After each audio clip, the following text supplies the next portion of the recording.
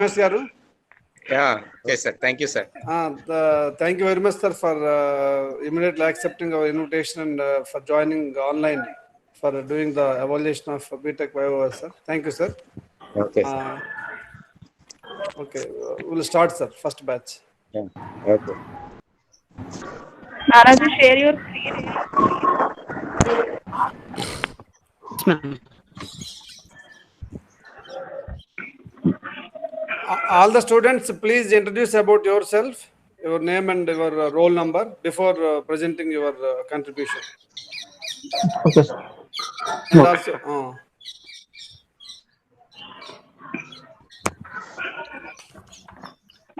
Good morning, everyone. My name is E. Nanaji, bearing roll number 16131 A0126. And these are my batchmates G. Govindrao, G. Ganesh, M. Saiteja.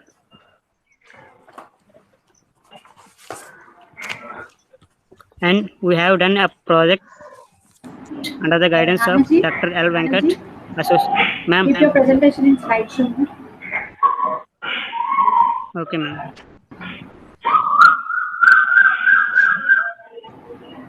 We have done the project under the guidance of Dr. L. Venkat, sir, Associate Professor, Department of Civil Engineering.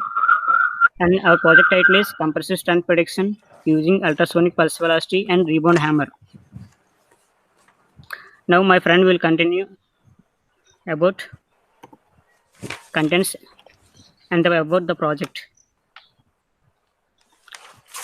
Sir, should we start from the all contents, or should we start from methodology? yeah. Including content slide also. Explain about the content. Maximum for each student, not more than 6 to 7 minutes. For each batch, Yes, maximum 25 to 30 minutes, maximum. Yes, sir. Yes, sir. Yeah, please keep the Okay, time sir. and present your case. Yes, sir. These are the contents of this project: aim, objectives, introduction, methodology, Sondre method, references. And the main aim is to assess the concrete quality of concrete and to predict compressive strength of concrete using Sondre method. About Sondre method, my friend will continue in the further slides. And now my friend will continue about objectives. Ganesh will start. Good morning, everyone. Ganesh, please keep your video on during presentation. Good morning, everyone. My name is G. Ganesh, bearing roll number 16131 A0133. These are the objectives of the project. The main objectives of the study are to find concrete quality and to find relation between compressive strength and UPV, the relation between compressive strength and rebound number. And with this estimation of compressive strength of concrete structure using Sondre method.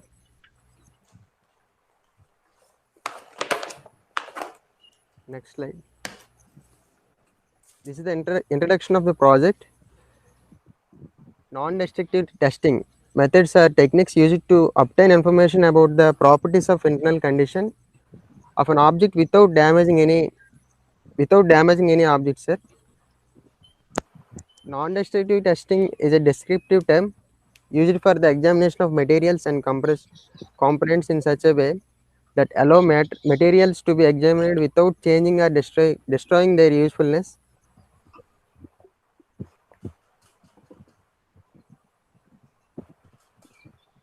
And uses, initial use is without any damaging any structure, the quality control and quality assurance management tool to monitor progressive changes in properties of concrete and reinforcement, to assess overall stability of the structure, and to detect cracks, fractures, honeycombs and weak locations with scanning for reinforcement location and stress locations.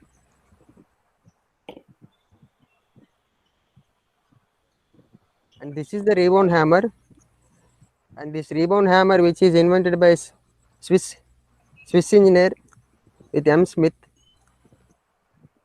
and this is also known as Swiss hammer or a rebound hammer or concrete hammer test. It is a test used for measure the elastic properties of strength concrete or rock, or mainly surface hardness and penetration resistance. And this is the diagram of rebound hammer. And main uses: assessing the compressive strength of concrete with the help of hammer,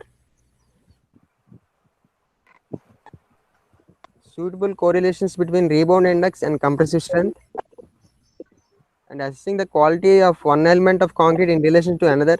These relations will explain in next slides. And quality of concrete in relation to the standard requirements. Next slide now. And these are the factors affecting rebound number, which is smoothness of test surface. The surface should be smooth and even surface, which gives a rebound number. And size, shape, and rigidity of the specimen, age of test specimen, and moisture condition, type of coarse aggregate, type of cement, type of work.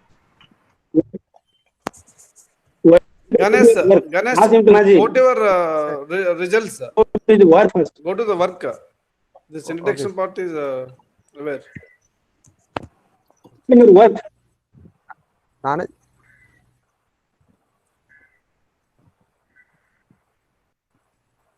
I will continue, sir. Okay, okay. Yeah. Good morning, everyone. My name is Sai Teja. My roll number is 16131A0153. I'm explaining about methodology. The first one, cubes. Casted cubes are taken for testing.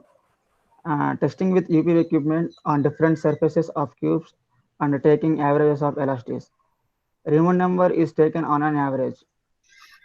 Using Sondheim method to estimate compressive strength of cubes. The next one. I'm explaining about Sondheim method. Sondheim method consists in the combination of two simple non-destructive methods. One is in a Raymond hammer and ultrasonic pulse velocity. The Sondheim method is a non-destructive procedure that is used for determining the compressive strength of existing concrete elements. This procedure consists in applying the result provided by the Raymond hammer and the UPV methods in specific analytical models.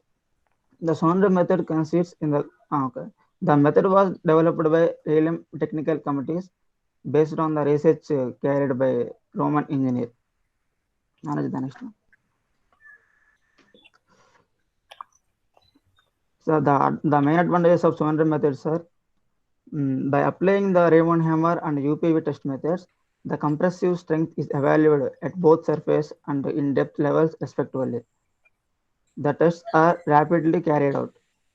Both methods should provide a similar level of accuracy in estimation of compressive strength. Since both tests are non-destructive, there is no need of special preparation of samples. The concrete elements are not damaged during the testing procedures during project. The next one, continue, my friends. Good morning, sir. My name is Nanaji, bearing roll number 16131A0126. We have done Sondheim method using the research paper having the title "The Use of Combined Non-Destructive Testing in the Concrete Strength Assessment from Laboratory Specimens and Existing Buildings." From the research paper, they have done 60 concrete specimens having size 150 by 150 by 150 mm, and they have having characteristic cube strength 15 MPa, 20 MPa, 25 MPa, up to like that 40 MPa, and each grade having 10 specimens, thereby having 60 concrete specimens, and these specimens are cured by immersing them in curing tank for 28 days. And these specimens are tested for rebound number, ultrasonic pulse velocity, and compressive testing. Nearly 60 results of rebound number, ultrasonic pulse velocities, and compressive strengths are obtained. But 20 results are obtained. The main Sondheim method is equation K is equal to A into V to the power of B R to the power of C. This equation was expressed by Kuznets T. Here FCK is the compressive strength of concrete which is obtained from the CTM compressive testing machine, and V is ultrasonic pulse velocity, and R refers to rebound number, and A, B, C are constants. Using this equation, we found out compressive strength of concrete using Sondheim method. And if you can see the data of research paper FCK compressive strength of concrete from CTM and ultrasonic pulse velocities and rebound number. This is estimation by Linus function in Excel. The other of the research paper have done this project using Linus function in Excel. Linus function is a statistical function in Excel used to determine compressive strength of concrete. Here you can see on the left side FCK values which are obtained from Sondheim FCK, and using these Sondheim FCK they have done a graph against compressive strength of concrete which is obtained from CTM. You can see here the R square value which is obtained is 0.8669. This was done by the author of research paper, but we have done computational modeling which is manual modeling. Sondheim FCK 14.2 like that. So the equation of FCK.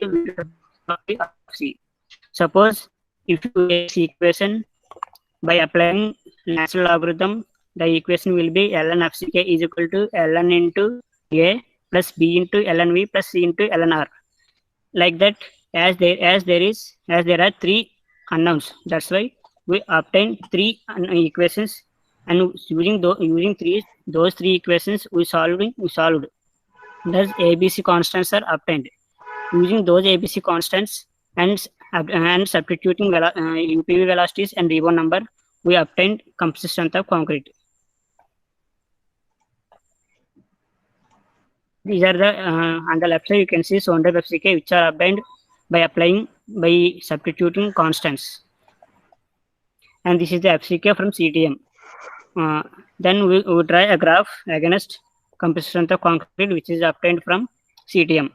You can see here on the x-axis the FCK Sondheim FCK is there, and y-axis compressive strength of concrete from CTM. Now we can see R square value is 0.8686 which is obtained, but from the Linus function the R square value is 0.8669, but from computational modeling the R square value is 0.8686, which is a little more accurate by doing manual calculations. So we prefer this technique using those research paper, and this technique was used for our project. We can see here experimental data of cubes which are casted.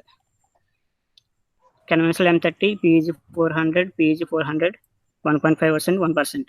You can see here here the cubes are cast for 7 days, 14 days, 28 days, and these are the values obtained: UPV, rebound number, and FCK from CTM. You can see the pictures of compressive strength and using the equipment of UPV to determine the velocities for the cube.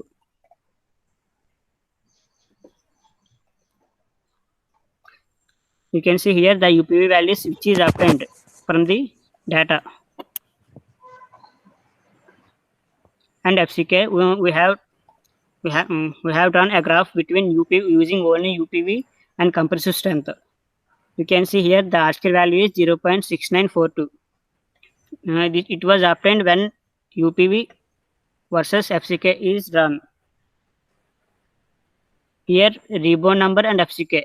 We use rebound number and FCK to draw the graph. You can see 0.7984, but actually the R square value should be 0.75. It will be considered as a good. Here you can see 0.6942 has come when using UPV, but here you can see when using rebound number 0.7984. It means a little low values has come. But when we use Sondheim method, which is a combination of UPV and rebound number, we got R square value 0.8246. You can see here on the left side Sohn type FCK and FCK from CTM. Here the constant values A is equal to something, A is equal to 2.21 into 10 power of minus 3, B is equal to 0.64, C is equal to 1.13. These are all obtained. These constants are obtained from the equation FCK is equal to A into V to the power of B or to the power of C. We get three equations. We made three equations to solve to obtain ABC values, and these ABC values are substituted in the equation, and we obtained Sohn type FCK. The graph is drawn between Sohn type FCK and FCK which is obtained from CTM. Here you can see R square value is 0.8246. It was obtained 0.8246 when we used Sohn type method, but when we used Rebound number versus FCK, we got 0.79, and when we used UPV versus FCK, we got 0.69. It means that 0.69 and 0.79 is less than 0.82, which means that Sohn type method has a better accuracy than the using only UPV and Rebound number. That's why we prefer Sohn type method in this project. That's why we prefer Sohn type method. Next, my Nanaji? friend will continue about conclusions. Yes, yes. Sir. Let other students also explain about their contribution, no? Yes, sir. Yes, sir. Next, my friend will continue, sir. Yes, sir. Good morning, everyone. Myself, G. Govind, bearing roll number 16131 A0134. And then coming to conclusion, according to IS 13311 part 1 and 2, according to part 2, the UPV values, if the UPV velocity is greater than 4.5 km per second, the concrete quality is excellent, and if it is in the range between 3.5 to 4.5, it is good, and it is in the range between 2 to 3 to 3.5, it is doubtful, and if it is in between 2 to 3, poor, and below 2.4, very poor.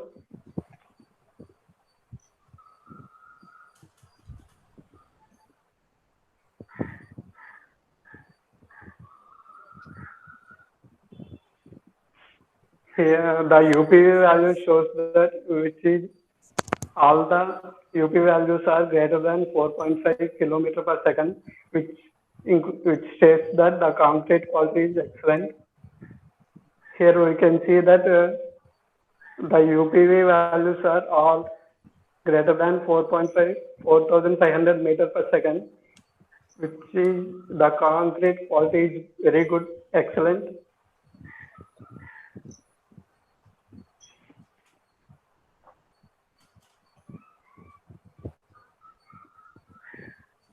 And then for the cubes 10 and 13, the rebound number ranges between 20 to 30, which means the concrete quality is fake.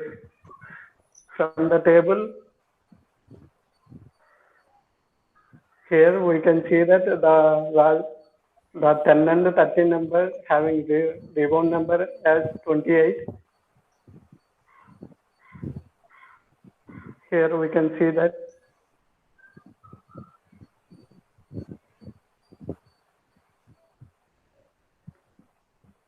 and then coming to other rebound numbers,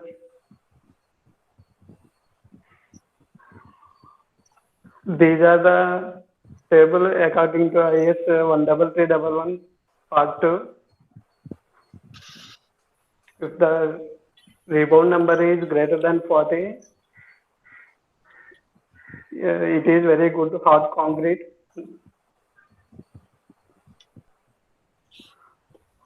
And then coming to previous slide.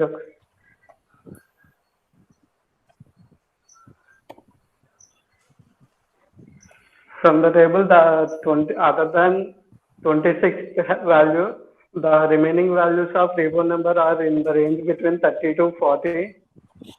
From the table, we can see that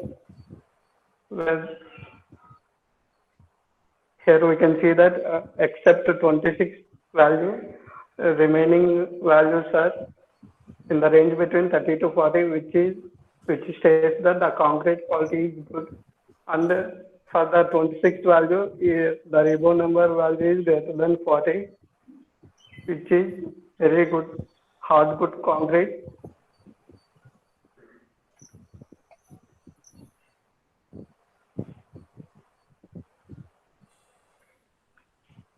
From the above graph, we can see that when we using ultrasonic pulse velocity for strength estimation, the correlation coefficient after is 0.6942. When the graph is plotted between between compressive strength and UPV, the R-square value regression value is 0.69. While using Rebound number versus FCK, the R-square value is 0.79. And then while using the Saunders method, Ma'am, the compressor. It's already 20 minutes. Make it fast.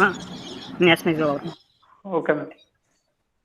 While using Saunders FCK and compressive strength FCK, the R-square value is 0.8246, which is a little more accurate than the individual.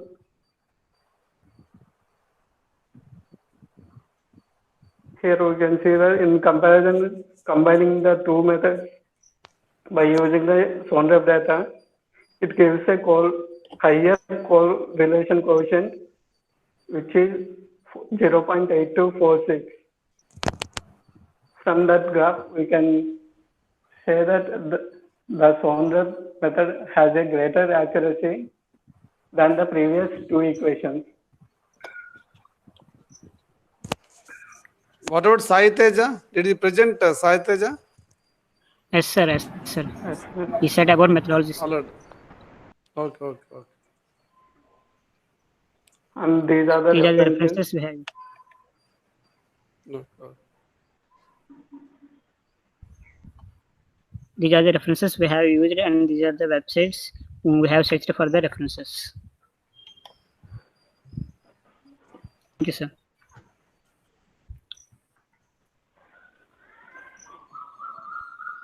Okay, Nanaji, I think what is a interpretation you have understood from this project? So I think destructive to non-destructive. Yes, sir. So how much reliable? That means you are saying that Saunders method is better to predict the compressive strength using UPV and Rebound hammer, right? Yes, sir. Yes, sir. So what is the reliability? So from your experimental work, so Yes, sir. which you prefer? Yes, sir. Actually, When you from go the for- yes, sir. Tell me, sir. when you go for NDT and when you go for district. Yes, sir. When we go for destructive testing, there will be damage of the concrete structures, but in NDT there will not be any damage, sir. So, That's what why is your the what is your contribution in this project? yes, sir. We have done experiments on so many cubes, sir. Your contribution. So among the team, what is your contribution in the work? Yes, sir. I have done the Saunders method manually, sir. Manually. Okay. Yes, sir. Using Excel and creating three equations from the equation of Saunders method. This we can see the equation here, sir. FCK is equal to A into U to the power of B RW. Using this equation, we made three equations, sir. Because there are three unknowns A, B, C. That's why we made three equations and using manually. Okay. Now the 113 Ganesh. Yes, sir. Yeah. So what is your role in this work? My role was What part of work you have contributed? Is it 113 Ganesh? yes, sir. 133, sir. 133. 133, sir. Last three 133. digits is 133. Okay. Yes, sir. Okay. My work is actually testing procedure, sir. Yeah. Testing Ganesh, of- Testing. put your video on. yes, sir. So Now, whether so whether UPV, sir. uh, you have contributed in experimental work, Yes, sir. which experiment? UPV and rebound hammer, sir. UPV and rebound hammer. So Testing procedure. what is the better among the two? Which gives a reasonably good value? It gives if a surface was UPV, even, sir. If surface was UPV, even, uh, rebound hammer is good, sir. With uneven surfaces, UPV is well worked, sir. If the UP value is low, what it indicates? Sir, If UP value is low, then what may be your interpretation? if UPV is low, then rebound hammer will take it, sir. Rebound number. Okay. Rebound. Okay. Next 153. Yes, sir. 153. Yes, sir. What Yes, is your sir. name? Sir, Sai Teja, sir. Sai Teja. So what is your role of contribution in your project? Sir, this is your testing procedure, sir. Testing procedure means? And rebound hammer and UPV do, sir. How many samples you have conducted? The cubes are almost 30 to 40 samples are taken, sir. Three. Columns and beams 2 to 3 to 5 are almost taken, sir. So the existing structure you have considered? Sir? In the existing structure or in the cubes which you have casted? Where? Cubes are casted. So you have tested both UPV and rebound? Yes, sir. So tell me salient procedure steps of UPV. Sir. So salient steps, how you proceed? What is the major steps of UPV method when you want to conduct it? Sir, the surface, the concrete surface is taken, sir. Sir, one was semi-direct, direct, and indirect procedure, sir. Direct procedure is taken to bottom to top to bottom, sir. So he's asking you procedure. How did you conduct? What is the procedure to obtain reading? Don't tell the different methods. Procedure to obtain a reading. While you are conducting in the lab, so okay. What is your major step? How you have used that instrument? Major steps, can you tell? Okay, in rebound hammer, how you have tested? So rebound hammer to pull taken rebound hammer and to cube are taken to hit the cube, sir, and it gives reading about 3 to 4, and it varies what's the concrete is good or bad. You applied only once or repeated? And repeated, sir. How many times? Repeated, sir. 2-3 times, sir. Give accurate result until takes, sir. So you have not conducted any destructive. Have you used the CTM? No, sir. Only UPV and rebound hammer, sir. Okay. So 134, Govind? Yes, sir. So what is your role in your project, sir? What is your contribution? I have done cubes compression testing machines. So you use CTM? CTM and some rebound number and UP velocity also, sir. What is the capacity of CTM you have used for testing cubes? So you use the CTM in your lab now. What is the capacity? Don't look at the diagram. So while you are using, you need to know the strength of the capacity. No? Yes, sir. So you are not observed. So what is the capacity of CTM? Observed or not? Yes, Observed, yes or not. no? No, observed not. Okay. So in the destructive test of CTM, right? So Yes, you have got values, right? Yes, sir. So how you get that compressive strength value? What is the procedure calculation? Will it give directly the value, or you need to have any hand calculation? Is it digital or analog? Hello. So Yes, sir. when you want to use CTM, you'll keep the cube in the CTM, right? So Yes, sir. whatever instrument gives directly that is a compressive strength value, or you need to have any calculation to be done. Yes, sir. We have some calculation is to be done. Sir. Can you tell how you get compressive strength of a cube after testing? Sir, actually, I am only participated in testing the cube, sir. Calculation part is done by the Nanaji, sir. Okay. Testing means what reading you have taken? What is unit? Compressive strength, sir. FCK, sir. FCK directly gives in CTM? No, sir. We will obtain FCK value, sir, in the end. No, you tell me that the cube is kept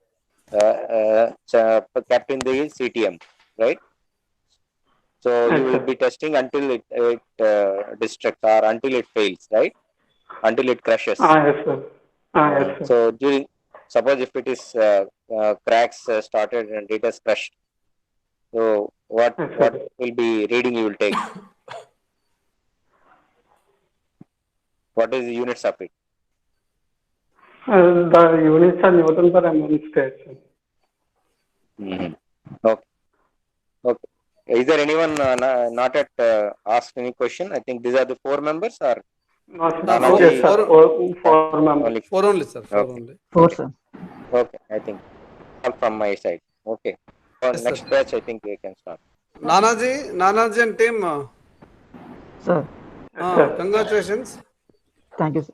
Now we can exit. Okay, sir. Dr. Thank you, sir. Venkat garu, Dr. Venkat, I think he's Yes, there. sir. Professor Ramesh garu, guide is for the last batch guide is Dr. L. Venkat andi. Okay. He is associate professor, so he has also joined. Just I would like to introduce about Venkat to you, sir. Yes. Okay, sir. Sir. Venkat garu, Professor Ramesh garu, sir, Geetam Yes, sir. University. Good morning, sir. ఇంకో batch ఉంది sir అలాగా రేపు ఉంటుంది. So I think some children they don't understand actually, even though so many times, but fundamentally they get mistakes. No issue. Under this COVID, I think we need to oblige them.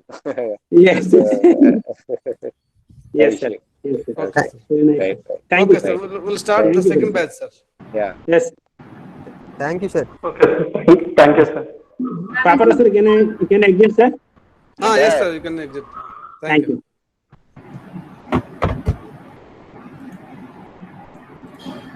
Shekhar?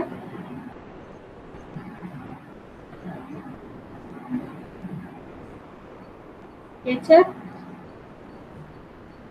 Sir, second batch is Start your presentation. Professor Ramesh, sir. Second batch students already they joined, sir. The topic is experimental studies and RC external beam column joint using headed anchors, which was guided by Professor Padmanabhan garu. Okay, Padmanabhan garu, can you put your video on? Padmanabhan garu? Good morning, sir. Sir, just video on chat. Okay, sir. Padmanabhan, sir, associate. Okay.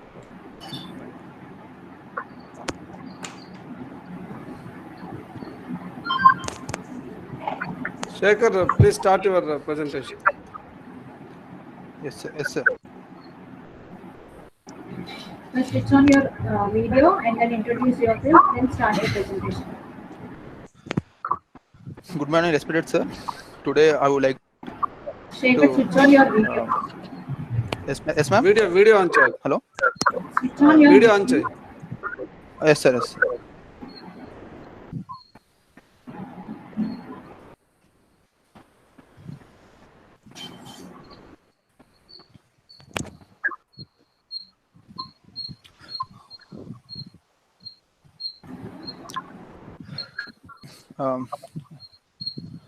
Um, Good morning, respected sir, and my today I would like to Today I would like to put forward my BTech semester project, which we are doing on experimental studies on RC reinforced concrete external beam column joints using headed anchors under the guidance of the Padmanabhan sir. Tell me your roll number, last 3 digits and name. Okay, sir. My name is Shekhar, sir. 119, sir. Okay. The next slides will be carried out, my friends.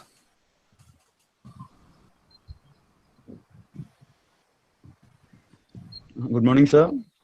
My name is ASS Gautam and last digit 108. Put your video on, Gautam. Those who are presenting, first they have to switch on their video and then start your presentation with your roll number and name. Okay? Yes, sir. Okay, good morning, Varandal. Coming to introduction of our project.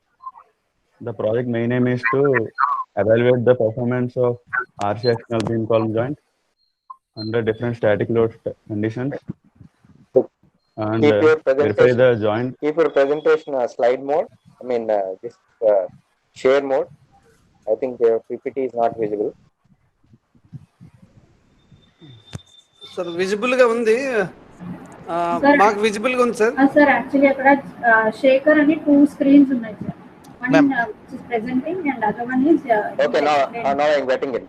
Okay, I'm getting it. Yes. Okay.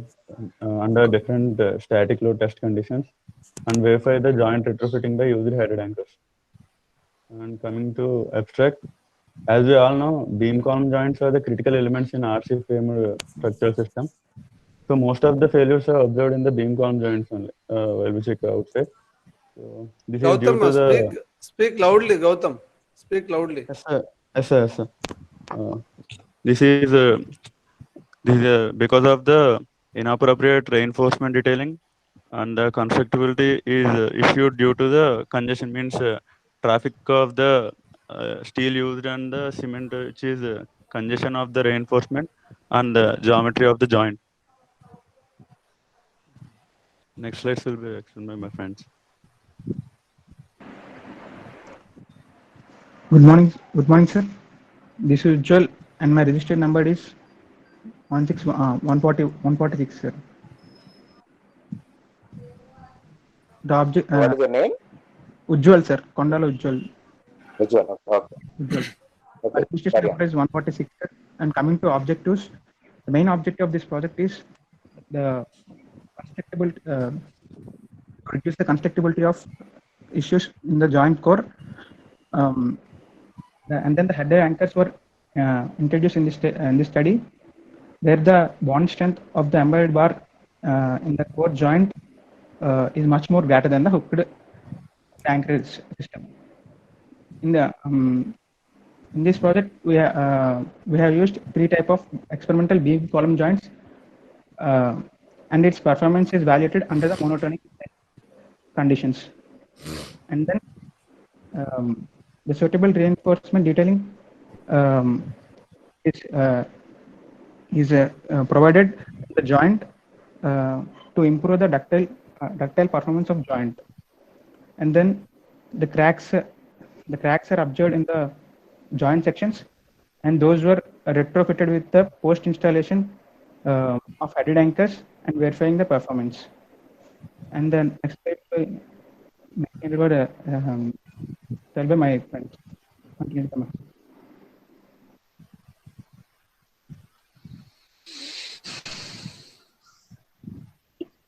Good morning, everyone.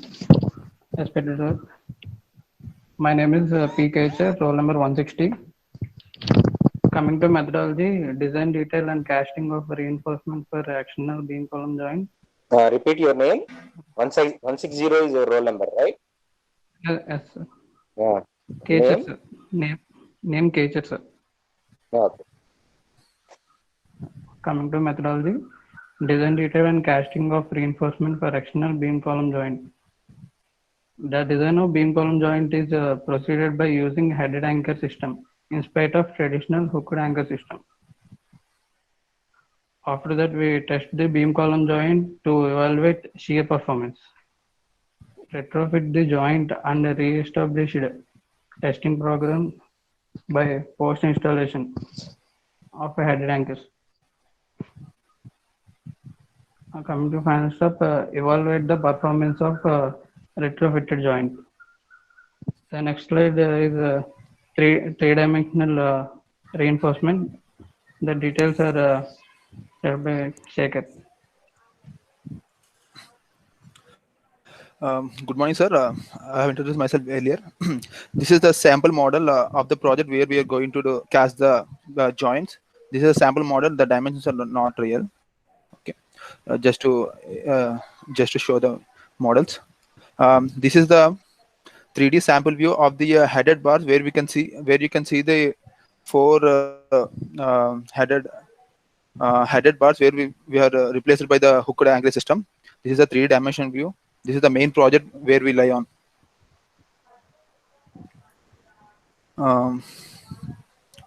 Kecher will forward all this. Ujjwal will tell all these materials used in the construction.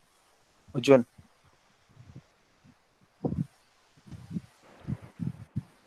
The materials which we used for the construction is the cement.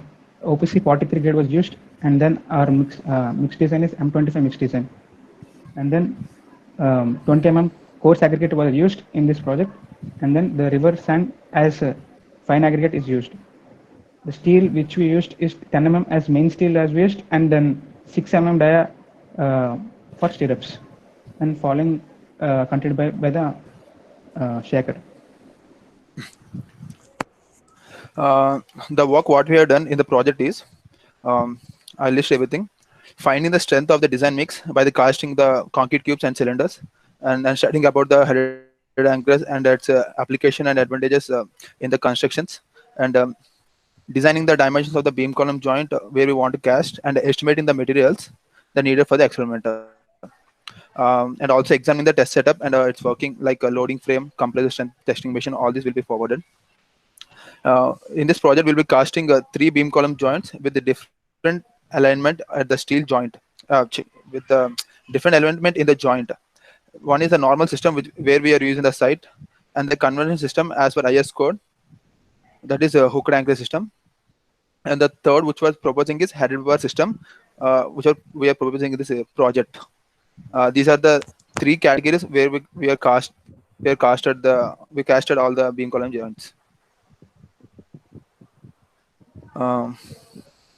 This is the compression testing machine. We have done the strength for the cubes which were casted for 7, 14, and 28 days. By using the UTM, we also found the splitting tensile strength of the concrete of the cylinder. Next slide will be carried out by my friend. Okay. This is the formula we use it for calculating the compressive strength of concrete. After the cubes, we got the values from after 7 days and 14 days and 28 days. The results are placed on the next slide. Yeah. The next slide, we can see the values of the strength of the cubes for 7 days and 14 days and 28 days. And for cylinders, we are used by split stirrup strength. And these are the values. And next slide will explain my friend. Hello, Shekhar. Don't keep continuously rotating among you. Okay, you explain every individual about your contribution. Okay, don't keep rotating among you, and don't waste the time. Okay, you need not explain one side by one candidate and rotating continuously for each line. Why you are doing like that? Okay, we'll carry it out, sir. Next. You're continuously rotating among you. Okay, sir. We'll carry. Okay, we'll do sir. Next all sides will be told by Kecher. These pictures are Kecher, carry on. taken when steel rods are cut in a mechanical lab workshop. Next slide.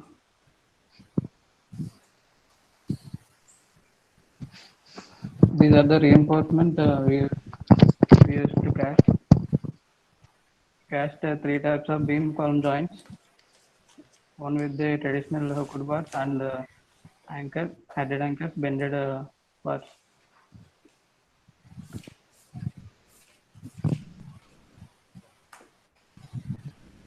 So next slide continued by Shekhar. Final result. We have casted 3 types of joints. Where you can see the first joint is the hooked anchor system, and the second one is the what we proposed in this project, that is the headed bars, where in the joint you can see the location of the headed bars, and the dimensions. We have used a 10 mm diameter and also 6 mm for the stirrups.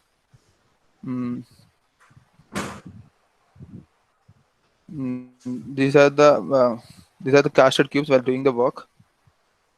This is the joint we casted in the project. These are the casted beams. We also casted the slab for the experimental setup. This is the test setup where we want to do, but due to this pandemic, corona, we are unable to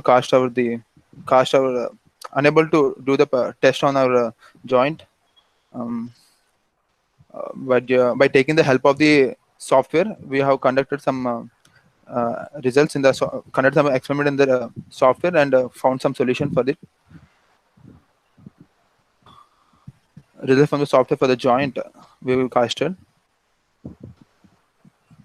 You can all see the shear capacity, moment capacity, joint stress stiffness, joint ductility, joint deformation, location of the crack.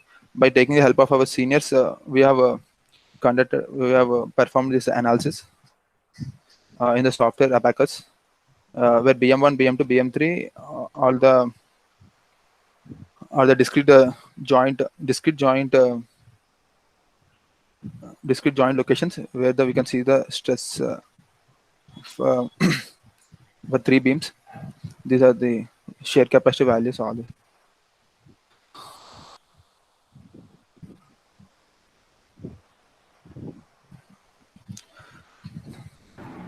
Continue. That's all, sir. What are your conclusions? Sir, one second, sir.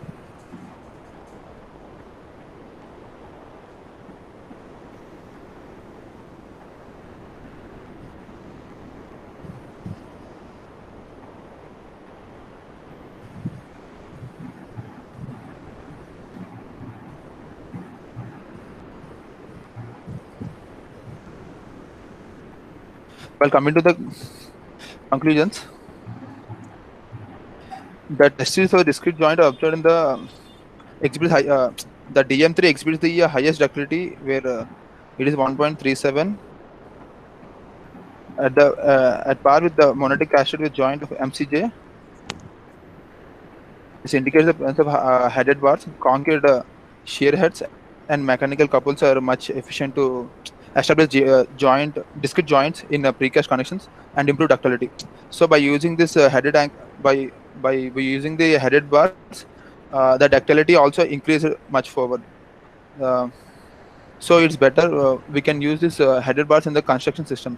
So our project proposed this. The ultimate failure at the DM3, that is joint discrete at the joint location, is 121% greater than the monolithic MCJ, that is a monolithic joint component, and the nature of joint flexure is a flexure yielding of reinforcement in beam and located away from the establishment component joint. So The failure of the both the discrete and continuous joints are attributed to located in the flexural region rather than the shear location of the beam column junction or component joints. So go to references. Our project finally references. Sir. No. Show the references.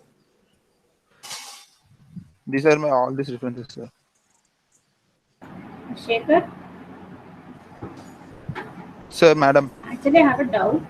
You are giving a presentation, no, for the external work. Yes, ma'am. Then why you are showing your report in this as a conclusion? You have to mention all the conclusions and the references in your presentation, no? Preetikar, let them continue. Babu, sir, Professor Ramesh, sir. Yeah. Yeah, okay. Please ask the questions individually, sir. Right. Shekhar, 119. Shekhar? Hello? Yes, sir. What is your role of work in your work? What is your contribution in the project? What type of work you have carried? Yes, sir. Yes, sir. Actually, this casting, everything is very new to us, sir. We didn't experience anything in our 3 years, but in this 4th year, for buying all the steel and also the design, that everything we have for design work we have taken help from our guide. We are very thankful to him, and also we have done all the work in the college. So among the projects which you have listed, so what is your role? Whether casting is done or testing is done? Yes. From everything, I have stood everything in all the aspects. I have stood, sir, except few casting and bringing all the equipment. Okay. So what is the name of the equipment where you could not test your beam column joint? But what is the name of the equipment which can test the beam column joint? Sir, loading from. I didn't get what you're saying. What is? Let us say if you want to test the compressive strength of cube, which equipment you will use? Compressor testing machine, sir, which is we have in our lab. I'll show the picture. Okay. If you want to test the tensile strength of a steel rod, which equipment you will use?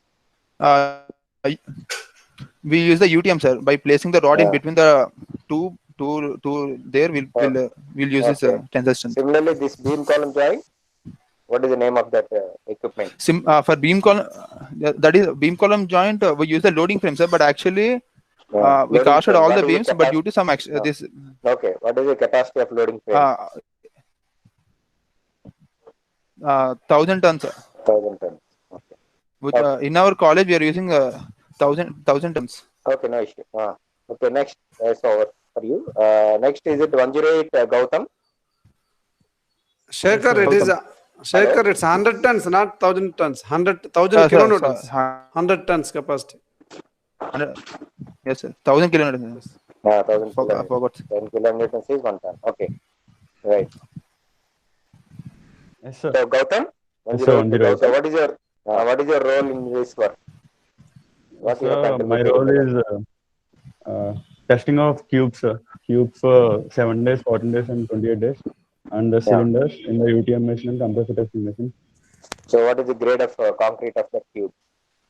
Sir, it's OPC 43, sir. What is the cement type you are saying? What is OPC?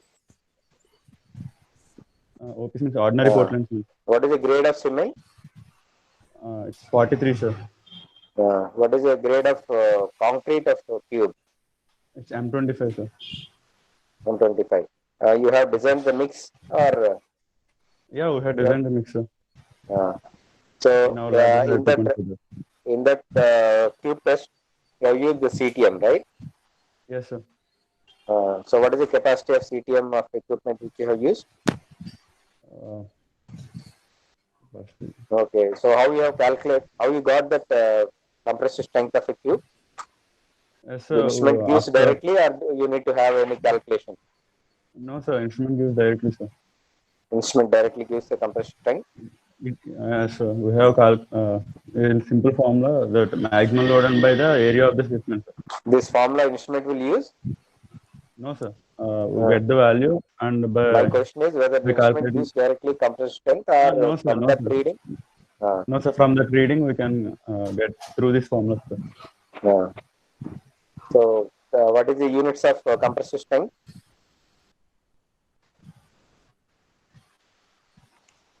Hello?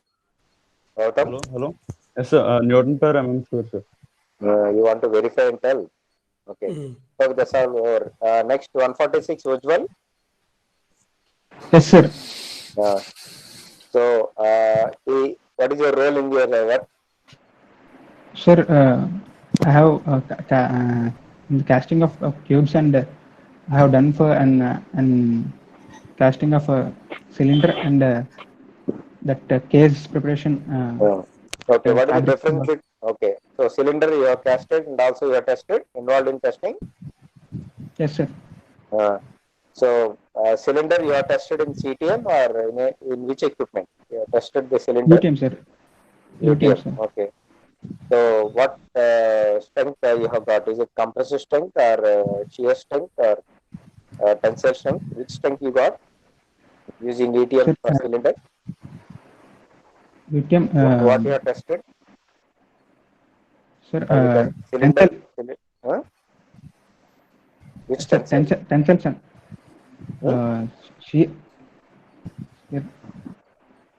So, how you have calculated? Is it instrument gives direct value or you have calculated? How you have calculated? For cylinder, Sir, you said tensile. Yes, sir. Tensile. What is units of that? Newton per meter square, sir. How you got that Newton per meter square? UTM don't give that n per meter square, no? No, sir. How you got? Yes, sir. How you got? We had a formula, sir. The UTM gives a reading, right? What is the unit of that?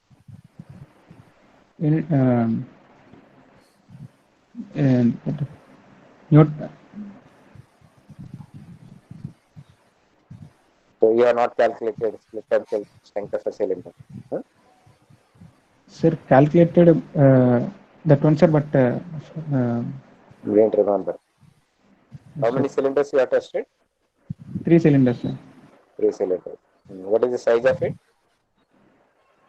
Sir, 200 and by 100, sir. 100 diameter.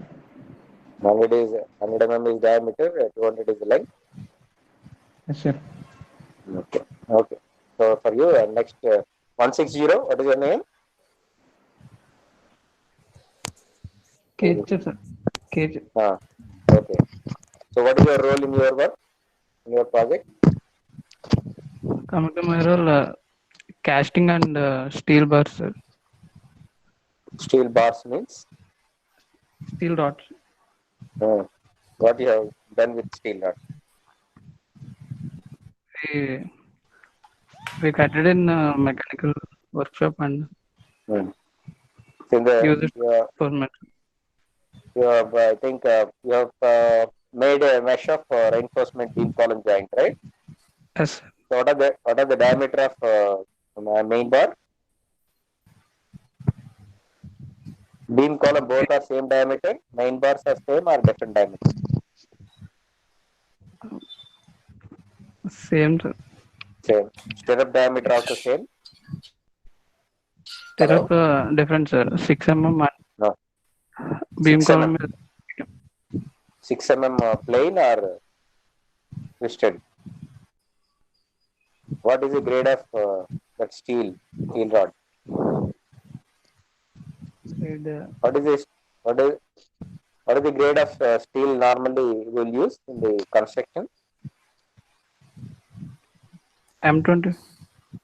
Steel. So you're not aware of steel. M20 is steel? FE 500.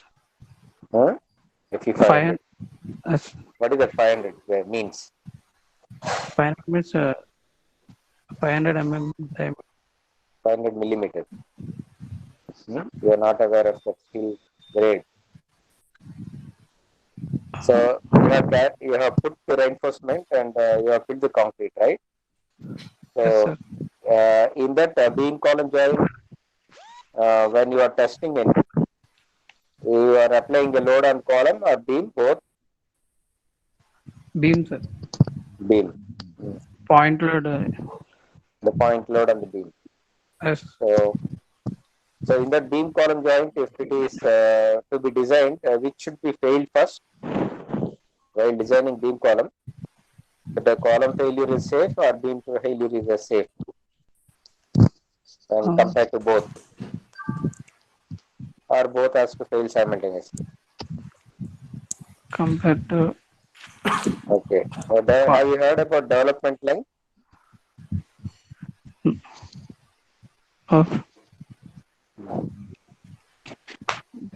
So the beam reinforcement has to go into the column, or it has to stop at the edge? Through the column. Inside the column. How long?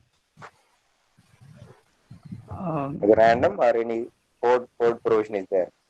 Do you ever? No, more. No. Through the totally. Okay, nice. So I think these are the 4 members. Right? All the best. Okay. I think we can start next project batch. Thank you, sir. Okay. Okay, you exit, Shekhar. Thank you, sir. Thank you. Sir, we'll start the next batch. And thank you.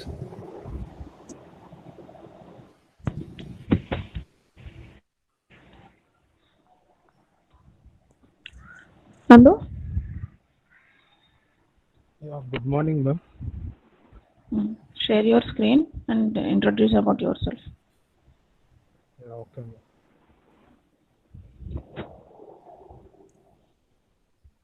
So next batch in the environmental engineering area and air quality monitoring in Visakhapatnam, guided by Mr. Chandrakala. Chandrakala. Okay. Chandrakala garu, please put your video on. Chandrakala garu.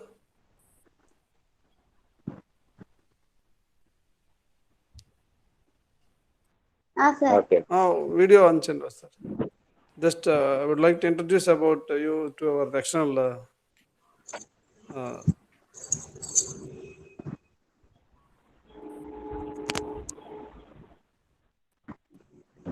Okay. Sir, Chandra. Okay. Environment. Sir, yes. Sir, I have done my MTech in environmental engineering, sir. Okay. From NIT Nagpur, sir. NIT Okay. Nagpur. Now Very good. she is pursuing PhD in Andhra University. Very good. All the best. Currently, yes. All the best. Thank you, sir. Thank you. Okay.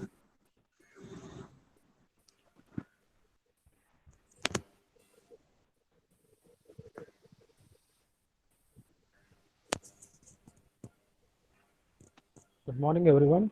Our project is about air quality monitoring in Visakhapatnam. Myself, B. Nandu Sai Kiran, and followed by our team, Manish and Ritu and Lakshmi Deepak. The introduction is given by our... Nandu, hello, Nandu. Please put your video on. Yeah, okay, so 1 minute. Sir, actually, I am presenting the screen. Video on cheyochu babu. Video on cheyi. Okay.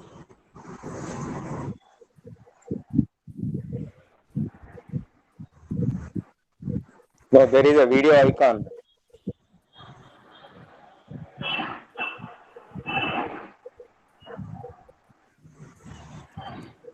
Yes. Now you can present. Yeah, okay. Now share your screen.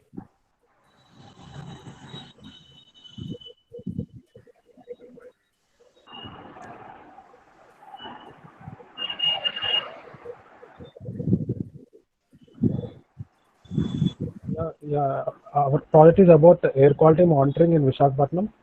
General introduction is given by our project mate Ritu Raj. Good morning to one and all. My name is N. Ritu Raj. First of all, coming to A, we are doing about the air quality monitoring, so that we come to the suspended particulate matter. In suspended particulate matter, those are 2 types. particulate matter and fine particles. The diameter of 10 or less than 10, those come to the coarse particulate matter, and the diameter 2.5 and less than 2.5 means PM 2.5, those come to the fine particulate matter.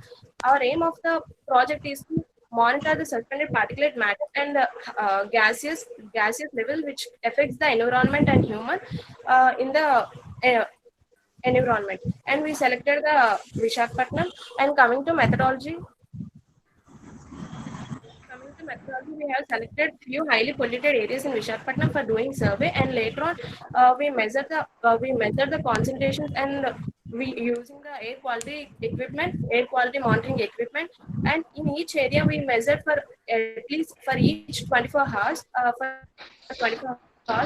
later on we get which are the values which are obtained the standard values which are given by the air quality index. After coming, we get the highly polluted area, and later on we after we get the highly polluted areas, we conduct a survey which causes the which pollutant causes the high pollution, and we identify the pollutant, and we'll file a report.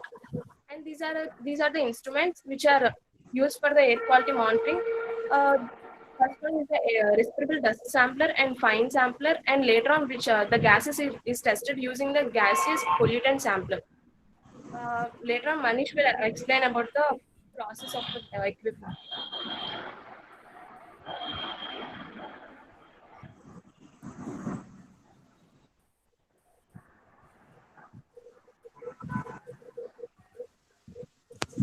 Continue. Good morning, one and all. This is Manish. Today, I want to say about what are instruments used in our experiment. Respirable dust sampler, that is RDS Envirotech APM 460 DXNL. We use this to calculate the concentration of PM10 pollutant, and here fine particular sampler Envirotech APM 550L. This is used for PM 2.5 to calculate the concentrations of PM 2.5. Next, gaseous pollutant sampler Envirotech model APM 411T is used for gases SO2, NO2, and NH3. In a respirable dust sampler, we have protecting housing, blower, and time rotameter, and holder. We use 20.4 into 25.4 centimeter filter paper in a PM10 experiment. The particular concentrations are collected by the filter paper. We weigh the filter paper before the experiment, and after the experiment, then we get the weight of the concentrations of pollutions. Using that pollutions, we will calculate the PM10 concentration value, that is by weight of the pollutants by volume of air sample.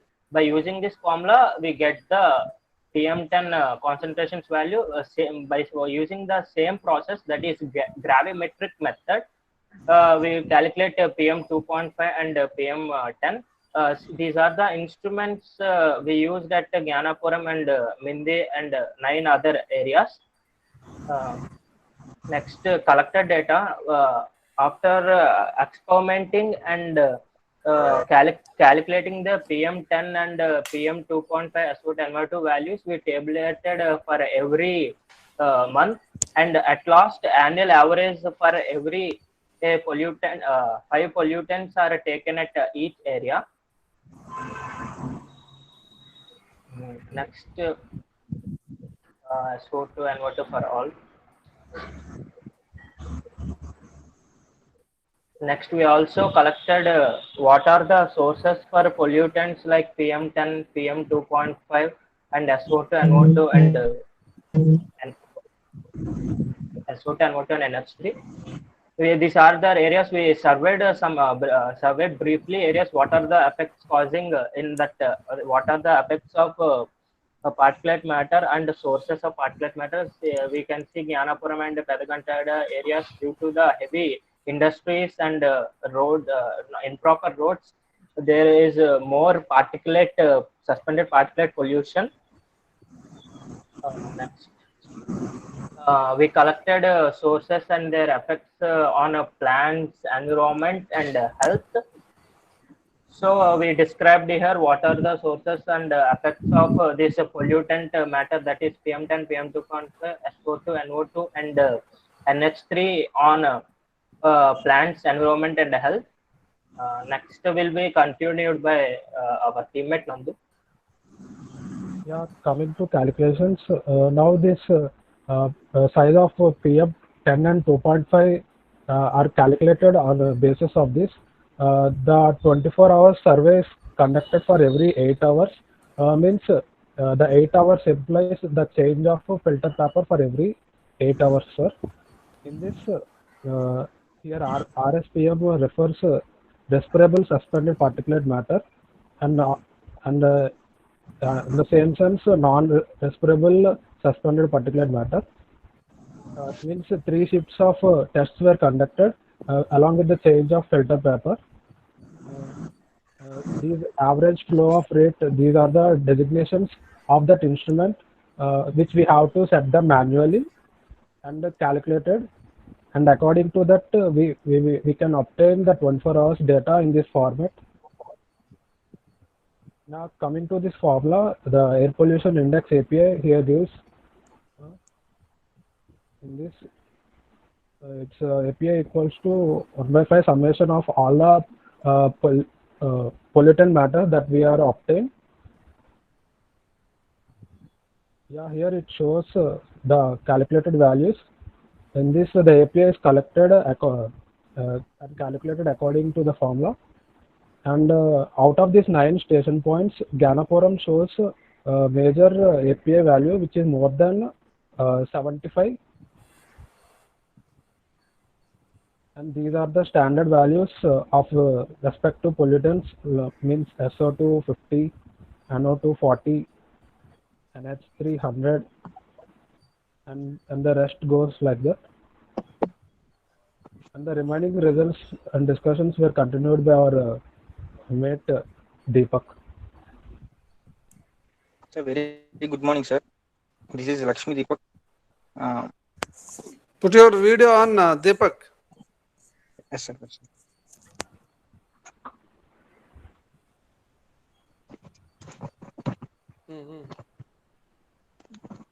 The results and discussions. The observed sources causing pollution on different stations. We have taken 9 stations, that is Mindi, industrial area, and Gyanapuram, and police barracks, etc. When coming to the results, in Mindi the industrial process, and motor vehicle and plant decomposition more, and in industrial estate, power plants and vehicles and residential wood burning has been done. Because of that, the pollution is getting more in industrial estate, and followed by police barracks, emissions, and residential wood burnings and welding shops has been there. So due to that, the pollution is getting more, and followed by Gyanapuram, automobile and dust particles due to welding and deforestation of deforestation. In the plants are more in Pedagantada due to chemical industries and Coromandel industries. And in Ramke Pharma City, power plants, motor vehicles and residential burnings. In MVP Bazar, dust particles due to motion of vehicles and vehicles and CO pollution.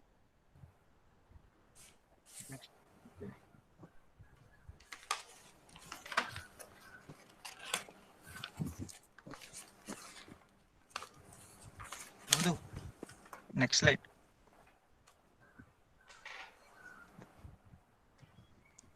Nandu, next slide.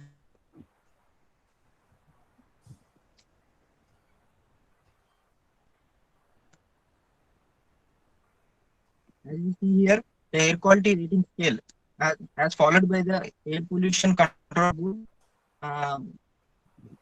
Then value is 0 to 25.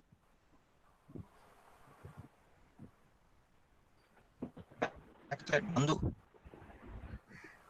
0 to 25. The quality of air is clean air. If the values tends to 0 to 25, the clean air will be there at that location. If 26 to 50, light air pollution will be held there, and 51 to 75, moderate air pollution, and 76 to 100, heavy air pollution will be measured.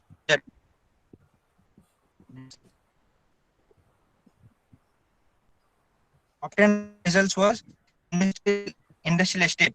AQI, we have calculated the AQI by a formula named as 1/5 of summation of I to 5 AI, summation of AI. Next slide. Next slide. Please conclude. As here, industrial estate is 73.62 to moderate air pollution. As we see here, police barracks, a slight change of heavy pollution due to heavy pollution in the Jagadamba area. 74.616 is noted, and it is also be considered as moderate air pollution. At TS Hospital, 63.084, and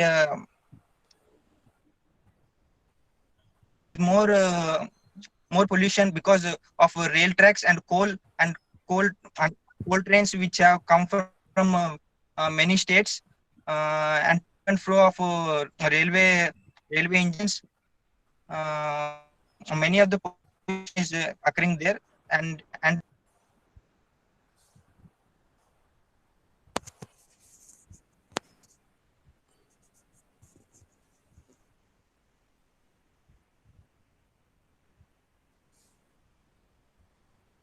Sai Kiran? Yes, sir. Hello. Yeah. I think one of you can conclude.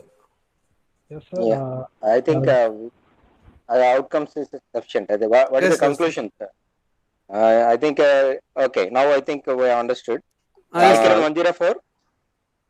Yes, sir. Yeah. So what is the role of your work in the project? So we have approached the Air Pollution Control Board in Visakhapatnam, and we have detailedly participated along with them while conducting the survey of different 9 station points. And we have collected the data from them, and they also guided us while performing the test results. And we actually went to these 9 station points and found out what are the sources responsible for this pollutants. In the project work, what is your role?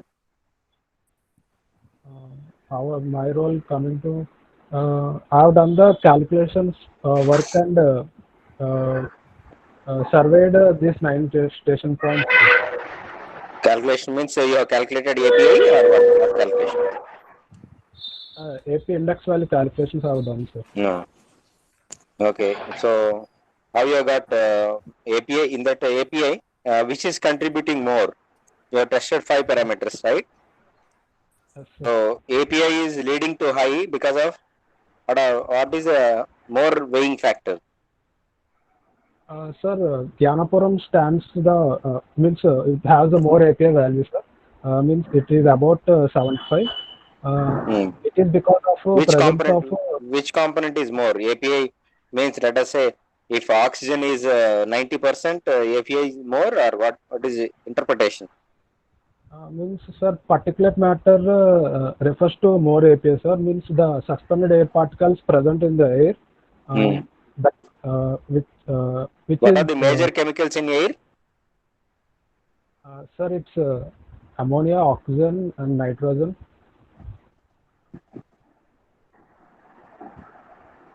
Only 3? Okay. Out of the 3, what is danger to human health? You have tested 5 parameters, no? Yes, sir. Which affects more to the human health? Ammonia, sir, NH3, sir, and PM 2.5, sir. PM 2.5. Yes, sir. So what is the range? What is the you have said API range. Is there any code permissible limits are there? So these are the standards that are given by Air Pollution Control Board of India, sir. Maybe okay. APPCB only. Yes, so you have used an instrument. What is the name of it? 1 minute, sir. No, without reference you have to tell, no? Okay, that's all. Next, 145. Yes, sir. Manish. Yes, sir. Yes, sir. So, what are the major component? You have said, your friend said NH3 and PM 2.5 is affects the human health. So these are only 2, or what is the range of it? No, sir, we done research, no, sir. Majorly, PM10 is most concentration, most causes of pollution in our Visakhapatnam area, sir. Both in suspended particles, PM10 and PM 2.5. By our research, it is said that PM10 concentrations are more in the. These PM10 and PM 2.5. What is the source? Is it automobile or industry? Which is leading to high concentration? Sir, there are both man-made causes are major, sir, than a natural causes. Okay, suppose if you want to say automobile pollution, so which component will become high concentration? And PM10 and PM 2.5, sir. Both. Yes, sir. Fine. For smoke industries, that is PM smoke and haze, that all comes under PM 2.5, sir. And that is industrial pollution, roadways and dust industries comes under PM 10, sir. Roadways pollution. Okay, so air quality monitoring can be tested both physical, conventional, also remote, right? So there are sensors available. Have you heard about any air quality monitoring instrument which will test directly and send you to a remote location? Do you aware? No. Okay. Right. That's all for you. I think next 156, Rituraj. So parameters versus health. Can you say anything? Suppose if this component increases, so and so disease or so and so health problem will come. Can you say anything about it? Or you are worried about air pollution? Every pollutant is major problem for human and even environment also. No, which causes human health? Yes. What type of health problems will come? Respiratory problems will have, that means respiratory problems and lungs problems also comes up because of the tiny particles of the dust which will be enter into the body, so that respiratory problems will come. What is the source for SO2 and NO2?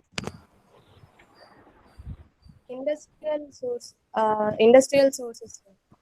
Due to industries, these 2 components will be increasing. So, what is the usual? Which city is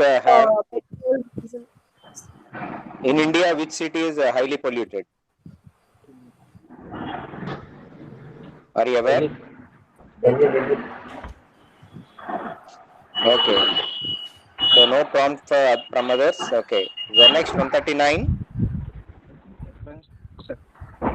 Hello? Sir, yes, sir. Yeah, Lakshmi Deepak, right. So, in your project, what is your role? Sir, we have collected data and we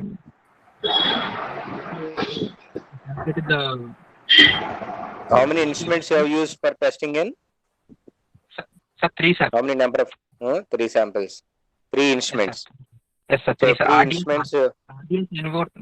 RDS Envor Tech 450 DXNL and also gravimeter method, sir, for PM 2.5 and PM10 is also gravimeter method, sir. For gases, we are calculating. We have measured with instrument called. Which instrument gives NO2, SO2, NH3? Which instrument gives NO2, SO2, NH3? What is the name of instrument? So how you got concentration of NH3? Some modified Jacob method, sir. Modified Jacob method and improved Western grade method, sir, for SO2. For all the 3 or separate? No, sir, for separate, sir. SO2 improved Western gate method, sir. Gate method.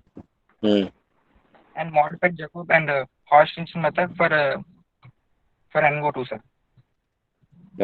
Induced funnel method for NH3, sir. Okay. From your observation, which industry is polluting more? Sir, near the industrial estate, sir. Near the industrial estate and Mindi, there are many factories such as Coromandel and pharma companies located in that area, sir.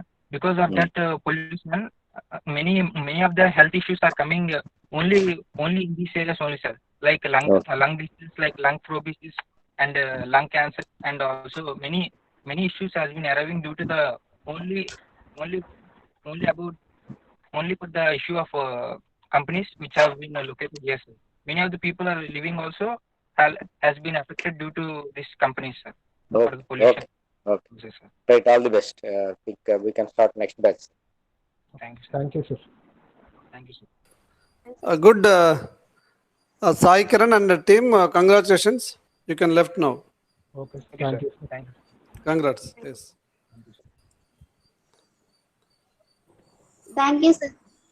Okay Chandrakala Preethi garu sir sir మీరు ఒకసారి just video on చేయరా just introduce చేస్తాను సార్కి సోమశ్రీ and ప్రీతి గారు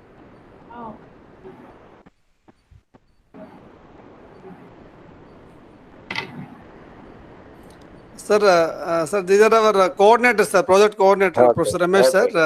Okay. Somasri and Somasri, she is the coordinator for section 1. Okay. She has done MTech in structural engineering from Andhra University. Now she is going to pursue. Recently she has qualified in RSET. And now she is seeking for PhD admission. We have another coordinator, Preeti madam.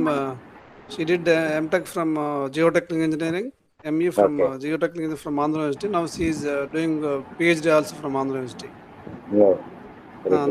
Now they are continuously they are sharing the information through mail and. Okay. Okay, Nandi. Thank you. Okay. All the best. Okay. All the best. Madhuri garu.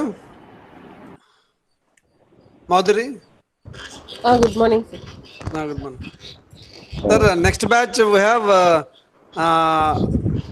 the student in structural engineering, sir, an experimental study on power grout, NS1 motor and concrete, which is guided by Dr. Madhuri, sir. Please put your video on, Madhuri. Good morning, sir. Sir, she is Madhuri and Dr. Madhuri, Associate Professor of Civil Engineering from, she did both BE, all the programs, BE, Masters and PhD from Andhra University. Oh, very good. Under the guidance of Professor K. Srinivasarao garu. Okay. Yes. Yeah.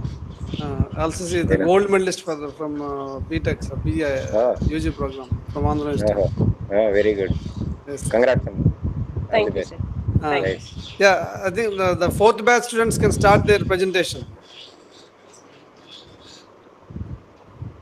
Madhur గారు మన sir. External professor Ramesh గారు అండి. Professor Ramesh sir Ramesh గారు తెలుసు sir, kesar sir దగ్గరికి వచ్చారు, తెలుసు, meet అయ్యాం సార్ ఒక 2-3 టైమ్స్. ఫార్మర్ హెచ్ఓడి అండి, సివిల్ ఇంజనీర్. మీట్ అయ్యాం సార్ గీతంలో కూడా ఒకసారి.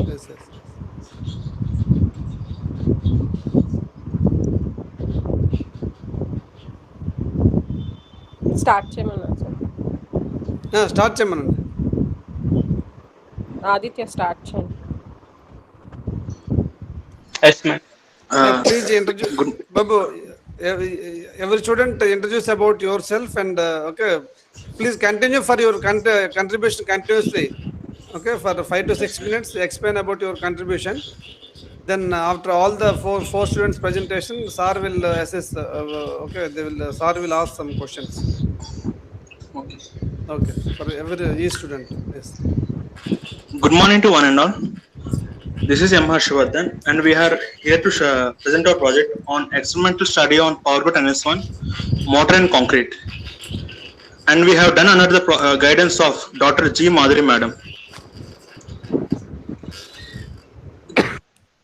Coming to the project details, the main aspect to do this project is to study the mechanical properties of PowerGrid NS1 flowable motor and PowerGrid NS1 normal concrete. Coming to the project details, we have conducted compression strength test and split tensile strength on tubes and cylinders. And coming to the methodology,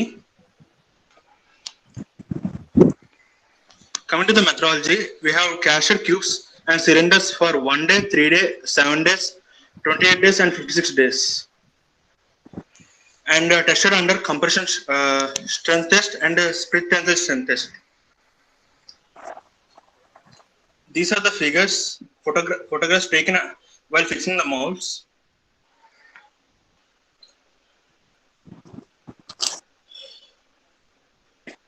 These are the photographs taken while casting the specimens and tubes and of cylinders. This is the compression test machine. Now coming to the results, we have done our project on 3 different project on PowerGrid NS1 on 3 different variants. The first one is NS1 normal concrete. The results are of the compression strength of the PowerGrid NS1 normal concrete are, for 1 day we have got 26 days, and for 3 days we have got 47 MPa, and for 7 days we have got 65 MPa, and for 56 days we got 82 MPa. And these are the results for compression strength of PowerGrid NS1 normal concrete for cylinders, on cylinders. For 1 day we have got 18 MPa, and for 3 days we have got 28 MPa, and for 7 days we have got 37 MPa. For 28 days we have got 47 MPa. This is the ratios for cylinders and cubes, sir.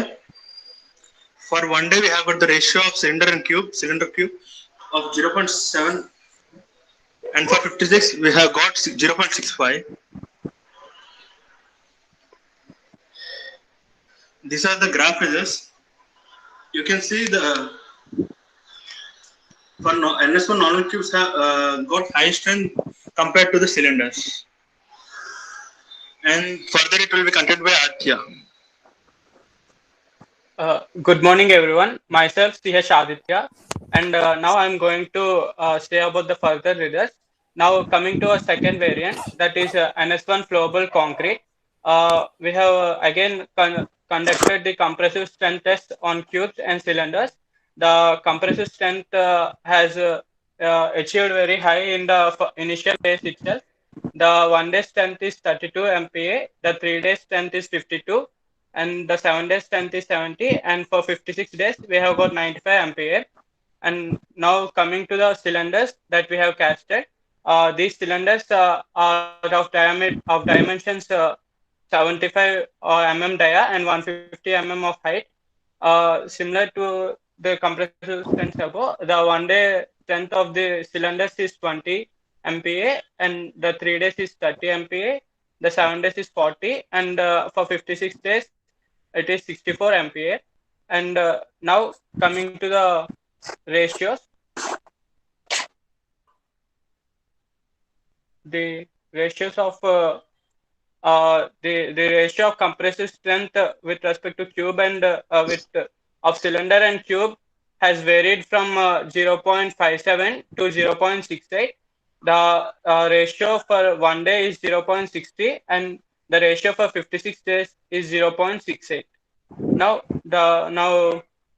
this graph depicts that the variation of the strength for cubes and cylinders has we have seen in that ratios table. The compressive strength of cubes is higher than that of cylinder, and this graph depicts it. And now coming to the next variant, next graph.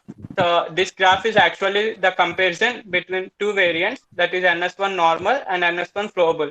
Here we have considered the compressive strength of cubes for these two variants, and the NS1 flowable has shown higher strength than the NS1 normal for all the days. And now the cylinders also, the NS1 flowable concrete has given us the higher strength compared to NS1 normal at every day. And now the third variant, here we have taken the NS1 flowable only motor, that is with no aggregate and all. And the strength of this is as follows. The 1 day strength is 23 MPa, the 3 day strength is 45 MPa, the 7 day strength is 56, and for 28 it is 62. And next, coming to the cylinders, the strength of this motor for 1 day is 11, and for 3 days is 20 MPa, and 7 days is 27 MPa, and for 28 days it is 33 MPa. And we have shown this. Now coming to the ratios, here the ratio of cylinder to cube strength has varied from 0.45 to 0.53. For 1 day, the ratio is 0.48, and for 62 days, it is 0.53. And now we have compared it with the graph. As earlier, it is mentioned that the cube strength is more, and we have depicted in this. And now next, the PPT will be continued by Shravan.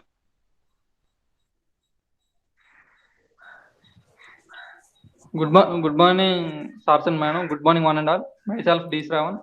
Good morning.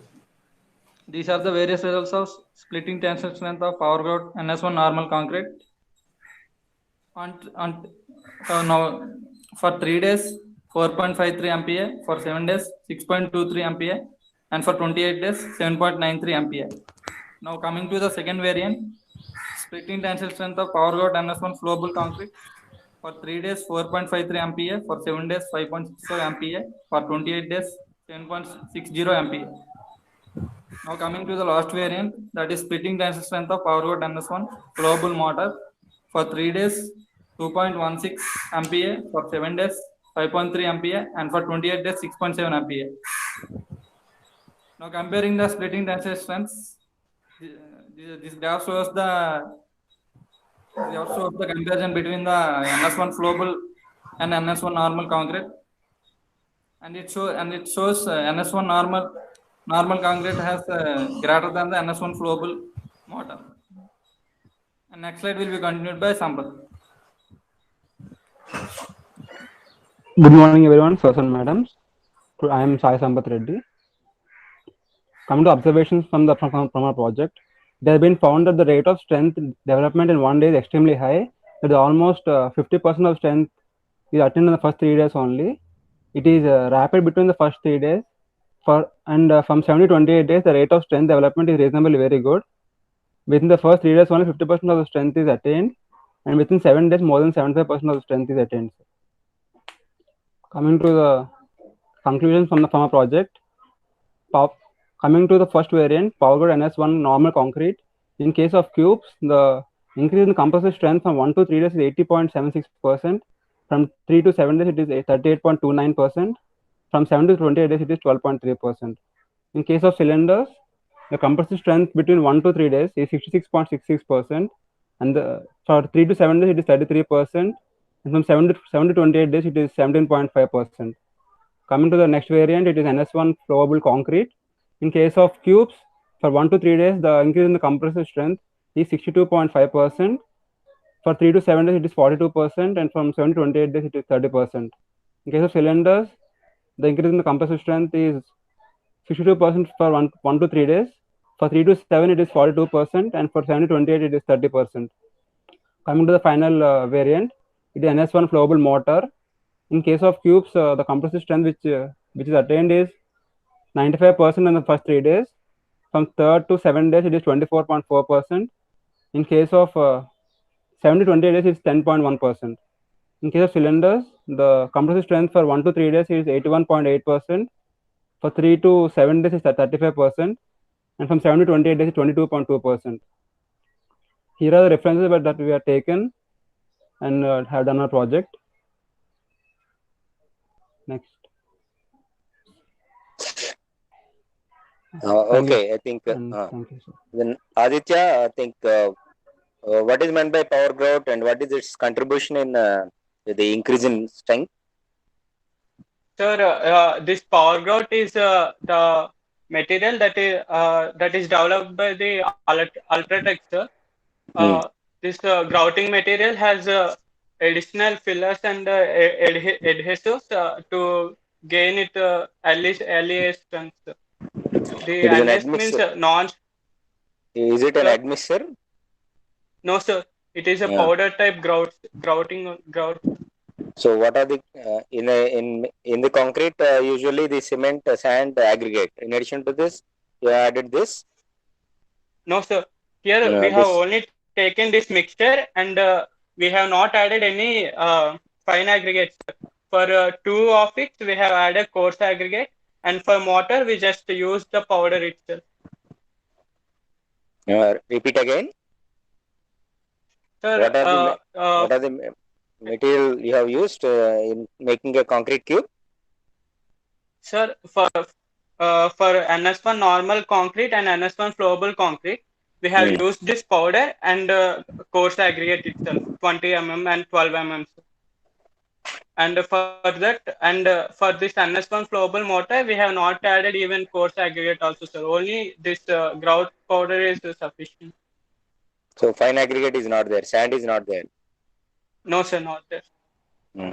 So what is this physical properties of power grout NS1? What is it? The specific gravity is between 2.3 and 2.5, sir. And the assumed strength is for 28 days, it is nearly 100 MPa. Yeah. So I think what is the size of this? Sir, the cubes are of No. Size of the power grout particle. Sir, we didn't conduct that. No, I think in the specification they will give the nomenclature, what is the size and its characteristics. When you are using any property, you need to know the complete characteristics of that material. Even if you purchase a cement, they will give what are the combinations, chemical compounds, and so on.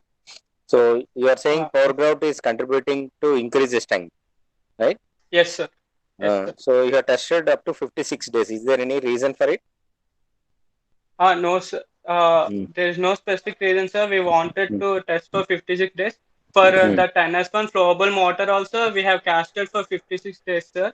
But due to this pandemic, we couldn't get opportunity to test those specimens, sir. Okay. So next, Shravan. Thank you, sir. 125. Yes, sir. What is your contribution in your project? Hello. Yes, sir. What is your contribution in your project work? What you have carried out?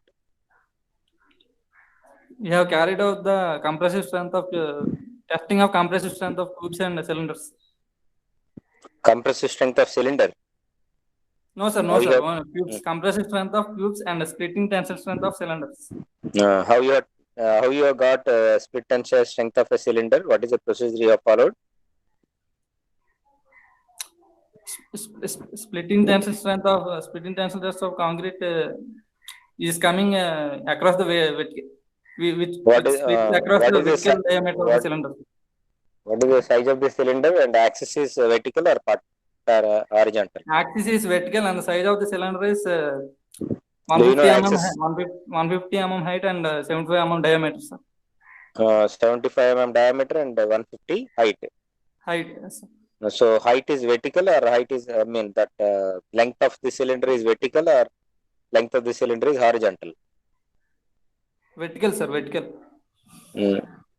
So the vertical split tensile. So when you have used which instrument and for split tensile of cylinder? For testing, sir. For getting the split tensile strength, which equipment you have used? So you are not carried out split tensile of cylinder? Yes, sir, You are carried not out, sir. involved. When you are involved, you don't know which equipment you have used. Compressor testing machine, sir. Okay. So next, Sampath. Yes, sir. Yes, Sampath sir. or 158. What is your name? Sampath, sir. Sai Sampath. Sampath. Okay. Right. What is your role of work in your project? What is your contribution in the project work? Hello. What is your contribution in the project? Your We role have and cast. your contribution. Yes, sir. We have cast. Me and Harsha, we all as a team we casted 45 cylinders and nearly 45 cubes and 63 cylinders, sir. 45 cylinders and 62. 45 cubes and 63 cylinders. Okay. So only casting you have involved, or anything else? Testing also, sir. Okay. So while casting, how you got gray concrete? What is the procedure? How you have prepared? How you have prepared that? Yes, sir. We added the ground material and aggregates, sir, for concrete. 20 mm, 12 mm size aggregates, sir. What is the water cement ratio? Have you added water or not? Yes, sir. We add water, sir. 0.16% of to the material. 0.16 by weight or by volume? By weight, sir. So if you have prepared the let us say material, yes, you sir. have prepared material for each cube or at a bunch of? At a bunch, sir. We prepare for a bunch and we just how many cubes at a stretch you have? At a stretch, 14, how many cubes 15, sir. 15 cubes. 15 cubes. For cylinders? 6 cylinders at a time, sir. 6 cylinders at a time. So you have queued for all the 1 day, 3 day, and so on, right? Sir? Yes, sir. Sir. Yeah. So first 1 day, immediately next day, how many samples you have picked up from the curing 3, tank? sir. And 3, sir. 3 cubes. 3 we don't cylinders. need of curing this material, sir. We don't need to cure this material, sir. So it's a dry curing only. Yes, sir. Yes, sir. Yes, sir. So I think let us say 56 days. Yes, sir. Okay. Which code? What is the code says for attaining the target strength? How many days is required for any concrete for attaining that target strength? 28 days. 28 days. You are tested beyond that. Do you know what is the reason for it? Not exactly, sir, but we just. So even after 56, let us say if it is 90 days, will the strength will be further more or it will be keep on increasing? What is the trend? It may increase, but very minute increase will be there, sir. It is early strength, it is early setting material, so we'll have more strength on the first initial days only, sir. So up to some days it will rise and afterwards it will be meeting equilibrium. It will become standard. It will be very less increase, sir. Okay. So next, I think Harshvardhan.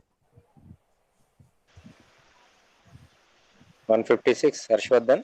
Yes, sir. What is your role in your project work?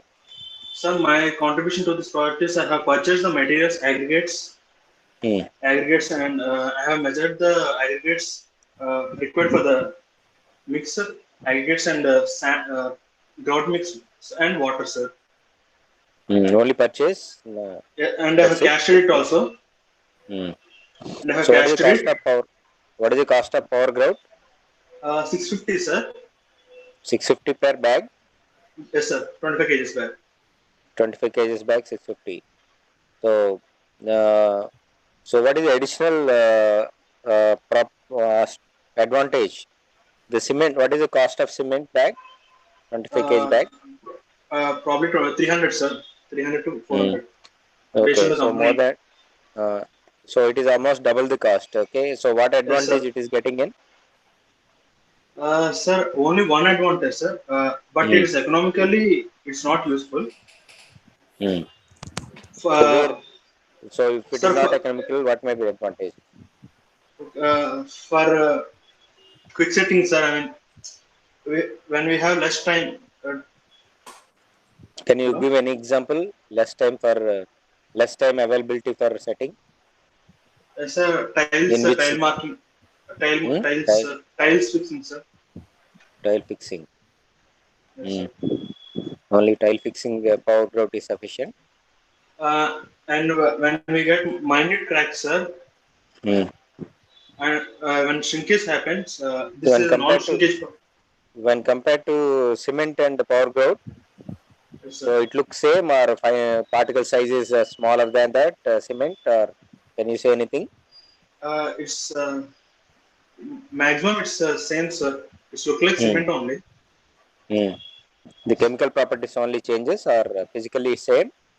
As a chemical property changes, it has self-curing property. Grouting has self-curing properties. What are the chemical combination of cement? Sir? What is the chemical composition of cement? Or else power grout? Sir. Sir. What is NS stands for? Non-shrink, sir. Non-shrinkage. So now every component which you are using, you need to know the chemical composition. Okay. Yes, sir. Right. Okay. That's all from my side. Okay. Next batch, I think we can start. Okay, sir. Thank you, sir. Right. Okay, sir. Okay, Madhuri garu. Naresh? Yes, ma'am. Okay, present your screen and introduce about yourself.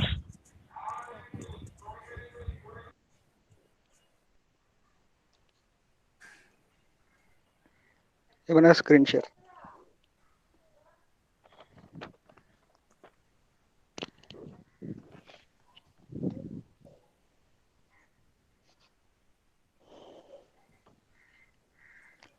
Myself, Naresh Kumar, and we have Naresh. Hello, Naresh. Yes, sir. So every student has to on your video during presentation as well as during question and answer session. Okay, please sir. on your video. During question and answer session also you have to on your video. Okay, sir. Yes. Maitha will start our presentations. Yes. Maitha. A very good morning. My name is Mehtab. Video on Chema. Hello. Yes, yes, sir. Yamuna, slideshow on.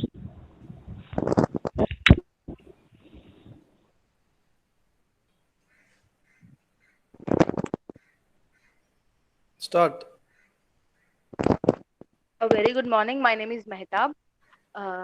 Today the presentation is presented by Naresh Kumar, Joshi, Yamuna, and Mehtab, myself, and Satyanarayana. We have done this project under the guidance of Sumashri Madam, and the topic of our presentation is study on strength parameters of concrete by addition of plastic fibers. Firstly, here is the abstract of our project. In this project, we have focused on plastic, as here is a great desire to reduce and to reuse the plastic waste. Suitability of adding plastic fiber is plastic fiber in cement and its advantages are being discussed in this study, as complete replacement of natural fine aggregates with the plastic fine aggregates is not feasible. In this, we have added the plastic fibers in various percentages and examined it. And After that, we have even determined the properties of other, and we have even discussed some of the other properties like split tensile strength and flexural strength. And now coming to the objective. In our project, we have divided the objectives into some different phases. Like the first phase, which involves the collection of materials and defining the various properties of the materials. And the second phase involves the testing of the materials. And the third phase involves the design mix of both plain concrete and PET fiber added mix. And in the fourth phase, which involves mixing, workability, slump, measurement, casting, curing, and testing. And the fifth phase involves the testing of plain concrete specimen and the PET fiber added specimen. And the final phase involves the comparison of both the results and plotting the graph. And now coming to the methodology. In methodology, the materials which were used are, the first one is admixture. The admixture which we have used is the Master Glenium ACE30. We have used this admixture because it is high range water reducing admixture. And the concrete which we have, the grade of concrete is M30, and the water cement ratio which we have used is 0.42 as per the code. And the cement is PPC, which is Portland Porzonic cement, and the coarse aggregate is single sized aggregate 20 mm and 10 mm aggregate. 20 mm is 60% and 10 mm aggregate which we have used is 40%. And next, fine aggregate. Fine aggregate, after the testing of the fine aggregate, it has been declared as zone 3. And coming to plastic fibers, which is in which we have used PET, which is polyethylene terephthalate. These plastic fibers we have bought from airport, and we have cutted the plastic waste plastic bottles into the small strips in the size of 20 by 40 mm. And now coming to the test of cement, we have done 3 tests on cement. The first one is fineness test, and next one is soundness test, and next one is specific gravity test. In soundness test, we have taken 1 kg of cement and passed it to 90 mm sieve. As per the code IS 1489, the residue which is left on the top of the sieve should not be more than 10% of the total quantity. So in our test, the result is 7% only. So the cement is good in fineness. And now coming to the soundness test, in this we have done this soundness test with the help of Lechat apparatus. So after filling the cement in the Lechat apparatus, the length between the 2 legs are being measured. As per the code, it should not be more than 10 mm. In our experiment, it is 3 mm. After specific gravity test, specific gravity test means weight of the material which is used by weight of kerosene, and the result is 3.12 for the cement which we are using. The result should normal result should be 3.14. We got 3.12. And the next coming slide will be explained by Satyanarayan.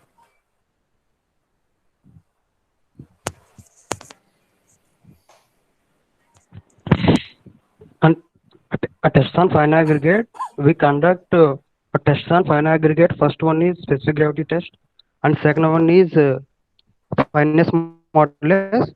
And coming to specific gravity test, specific gravity is the ratio of weight of aggregate to weight of equal volume of water displaced by the saturated surface diaggregate. Specific gravity is useful for calculating of void content in aggregate. After completion of test, the obtained specific gravity of sand is 2.64. And next, second one is fineness modulus. The aggregate most of which passes is 4.75 mm is called fine aggregate. Satyanarayana, Sir. What's your number? 117 కదా? Yes, sir, 117 sir. మరి మీ initial M తో వస్తుందంటే G Satyanarayana కదా కాదా? Sir mistake పడింది sir. M Satyanarayana sir. M Satyanarayana. M Satyanarayana sir. Okay, no, correct. Next, final modulus of aggregate is 2.59. Fine aggregate conforms to grade 3 as per IS 383 1970. Next steps on coarse aggregate. We conduct tests on coarse aggregate. First one is specific gravity. Second one is aggregate impact value. Third one is fineness modulus.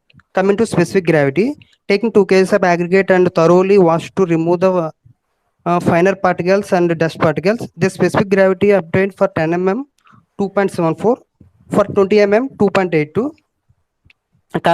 Coming to aggregate impact test, the test results for 10 mm is 27%, for 20 mm is 22%. For structural works should not greater than 40%. Hence, we are satisfied to our results. Next, coming to final test on coarse aggregate is fineness modulus. It is the index of grading of aggregate in a given sample. Fineness modulus is determined by CV analysis. The CVs are 80 mm, 40 mm, 20 mm, 10 mm, 4.75 mm, 2.36 mm, 1.18 mm, and 0.6, 0.3, 0.18 mm. Fineness modulus is equal to the ratio of the cumulative percentage of material retained on the each sieve by 100. Recommended fineness modulus of coarse aggregate is 7. Our values of for 10 mm is 6.74. For 20 mm is 7.63. And coming to plastic we used in the concrete, namely PET. PET means polyethylene terephthalate. Some properties of PET is aspect ratio is 1:2. We use fiber size is 40 mm into 20 mm size. And percentage we taken three types. Percentage that is 1.5%, 2.5%, 3.5% of cement. And coming to density, the density of plastic fiber is 1.41 grams per centimeter cube.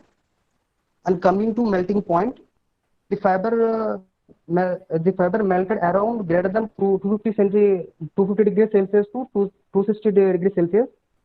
Another properties like thermal conductivity is 0.15 to 0.24 watt per meter Kelvin, and heat capacity 1.0 kilojoule per kg Kelvin, and Young's modulus 2800 to 3100 MPa, and finally elastic limit is 50 to 150%. Naresh will continue next slide.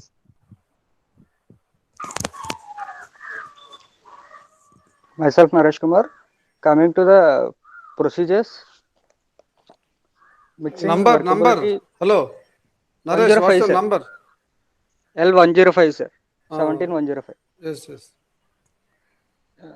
Coming to the procedure, mixing, workability, slump measures, casting, curing, and testing. And have mixed all the materials like cement, coarse aggregate, fine aggregate, admixture, water into the mixer until it mixes uniformly, and the mix should be uniform. And then we have tested the workability of the concrete for both plain concrete as well as fiber added concrete. And the workability of this concrete mixes are medium workable, and 60 mm for plain concrete and 75 mm for the peat added fiber concrete.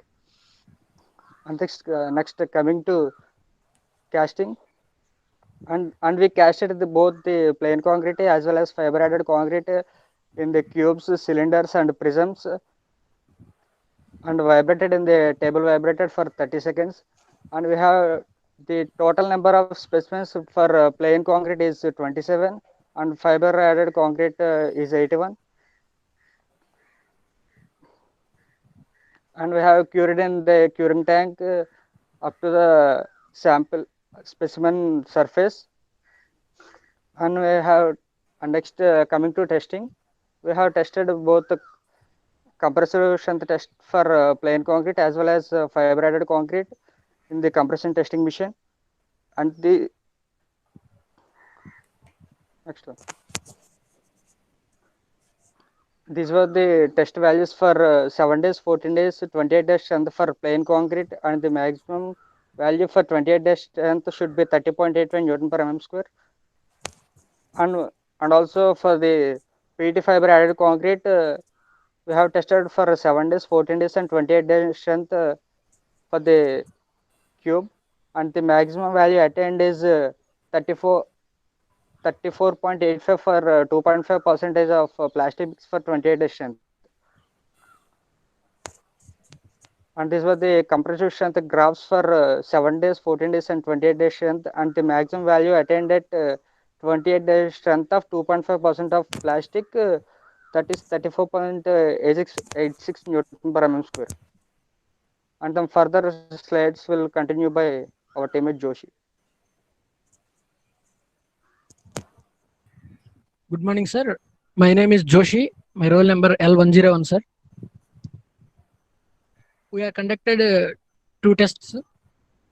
Another 2 tests, sir, along with compressive strength. One is split tensile strength, and another one is flexural strength. Split tensile strength is conducted by specimen of cylinder of size diameter 150 mm and length 300 mm. These results are for conventional concrete for 7 days, 14 days, 28 days test results are 2.68 and 3.33 for 3.41 Newton per mm square. And after addition of 1.5%, 2.5%, 3.5% of plastic in concrete, we tested again, and those results are next. Those results are 3.25, 4.05, 5.10 according to 7 days, 14 days, 28 days tons for 1.5, and 2.5% to 5.03, 5.85, 6.72 for 3.5, 4.57, 4.96, 6.09. The minimum value is 3.5, maximum value is 6.72 Newton per mm square for 28 days strength of 2.5% of plastic. We attain at 28 days for 2.5% plastic. The graphs are as below, sir. 2.72% at 28 days strength of 2.5% plastic for split tensile strength. Next. We conducted a flexural strength for concrete by prism of size 100 mm by 100 mm by 500 mm, and we tested 2-point load test. The failure was ductile when it was tested when it was added by plastic material, plastic fibers. The conventional concrete results are 3.33, 3.88, 4.40 Newton per mm square when tested for 7 days, 14 days, 28 days for normal concrete. When tested with addition of plastic, the results are 4.46, 5.53, 6.02, 5.26, 6.1, 7.55, 4.93, 5.8, 6.57. These results are obtained. The minimum value is 4.56 and the maximum value is 7.55, which is also attained at 28 days strength of, which is also attained at 28 days strength for 2.5% plastic only. Next, the comparison for these graphs are as follows. 7.55 Newton per mm square at flexural strength. We gained 60% extra in flexural strength as compared to normal concrete, and 40% extra strength when in split tensile strength compared to normal concrete. And next slide will continue by our teammate Yamuna. Thank you, sir. Thank you.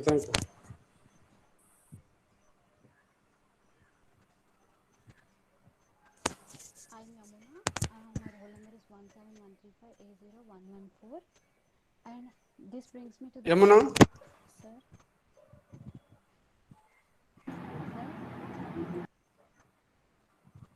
Hello. Your voice is low. Yamuna? Sir. మీ video on చేయమ్మా. Okay, sir. Voice check చేసుకో. Your voice is very low. Your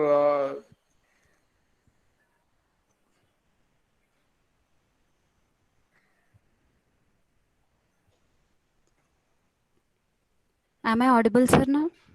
Now audible. Now you can Okay, sir. continue. Proceed. And this brings me to the end of the presentation. Till now, our group mates have been discussing various topics regarding our experiment in the project, and now I'm here to summarize what they have discussed in the last few minutes. Economic development of people changing a pattern in the consumption and production of having their drastic increase in the plastic has been increased all over the world, and production of plastic have been also increasing day by day. Plastic disposal harms the environment and poses some human health threat to human health. There is a great desire to reduce or reuse the plastic waste with the less available space for landfilling. And due to ever increasing prices, the focus of reuse or focuses towards reuse rather than its disposal. So we came here, we came forward with an idea of adding PET fibers into concrete at various percentages. After taking three different percentages, we have noticed that at 2.5 percentage of addition of PET fibers into the concrete, the cube compressive strength in 7 days have been increased to an extent of 0 to 5%, and in 28 days to an extent of 5 to 10%, and in splitting tensile strength of concrete in 7 days it has been increased to an extent of 10 to 20%, and in 28 days to an extent of 30 to 40%, and in flexural strength of concrete in 7 days to an extent of 40 to 50%, and for 28 days it has been increased to an extent of 60 to 65%. And we noticed that there is an increase in workability, and the failure was observed as ductile. And after 2.5%, the flexural strength, splitting tensile strength, and compressive strength started decreasing. It was observed that during experiment, the normal concrete specimens were suddenly broken into pieces of prism, but after adding PET fiber, the concrete specimen of prism did not suddenly break. And from the above discussion, it is identified that use of plastic can be possible to improve the properties of concrete, which we can act, it can act as one of the plastic disposal method. And by the results we have observed during our experimental work, it is established that with the addition of plastic fibers, there is no adverse impact on the mechanical characteristics like a creep, shrinkage of the concrete. And finally, I want to conclude this by saying that this utilization of plastic as a waste plastic waste material in making concrete can be a great selection to save the environmental pollution, and the composites would appear to be of low cost materials which would help to solve some solid waste problems and prevent environmental pollution. And where we can use these specimens means the scope for future work is in CC roads, CC drains, compound walls, pavement blocks, and precast concrete barriers. And these are the references we have considered while conducting this experiment. Thank you, sir.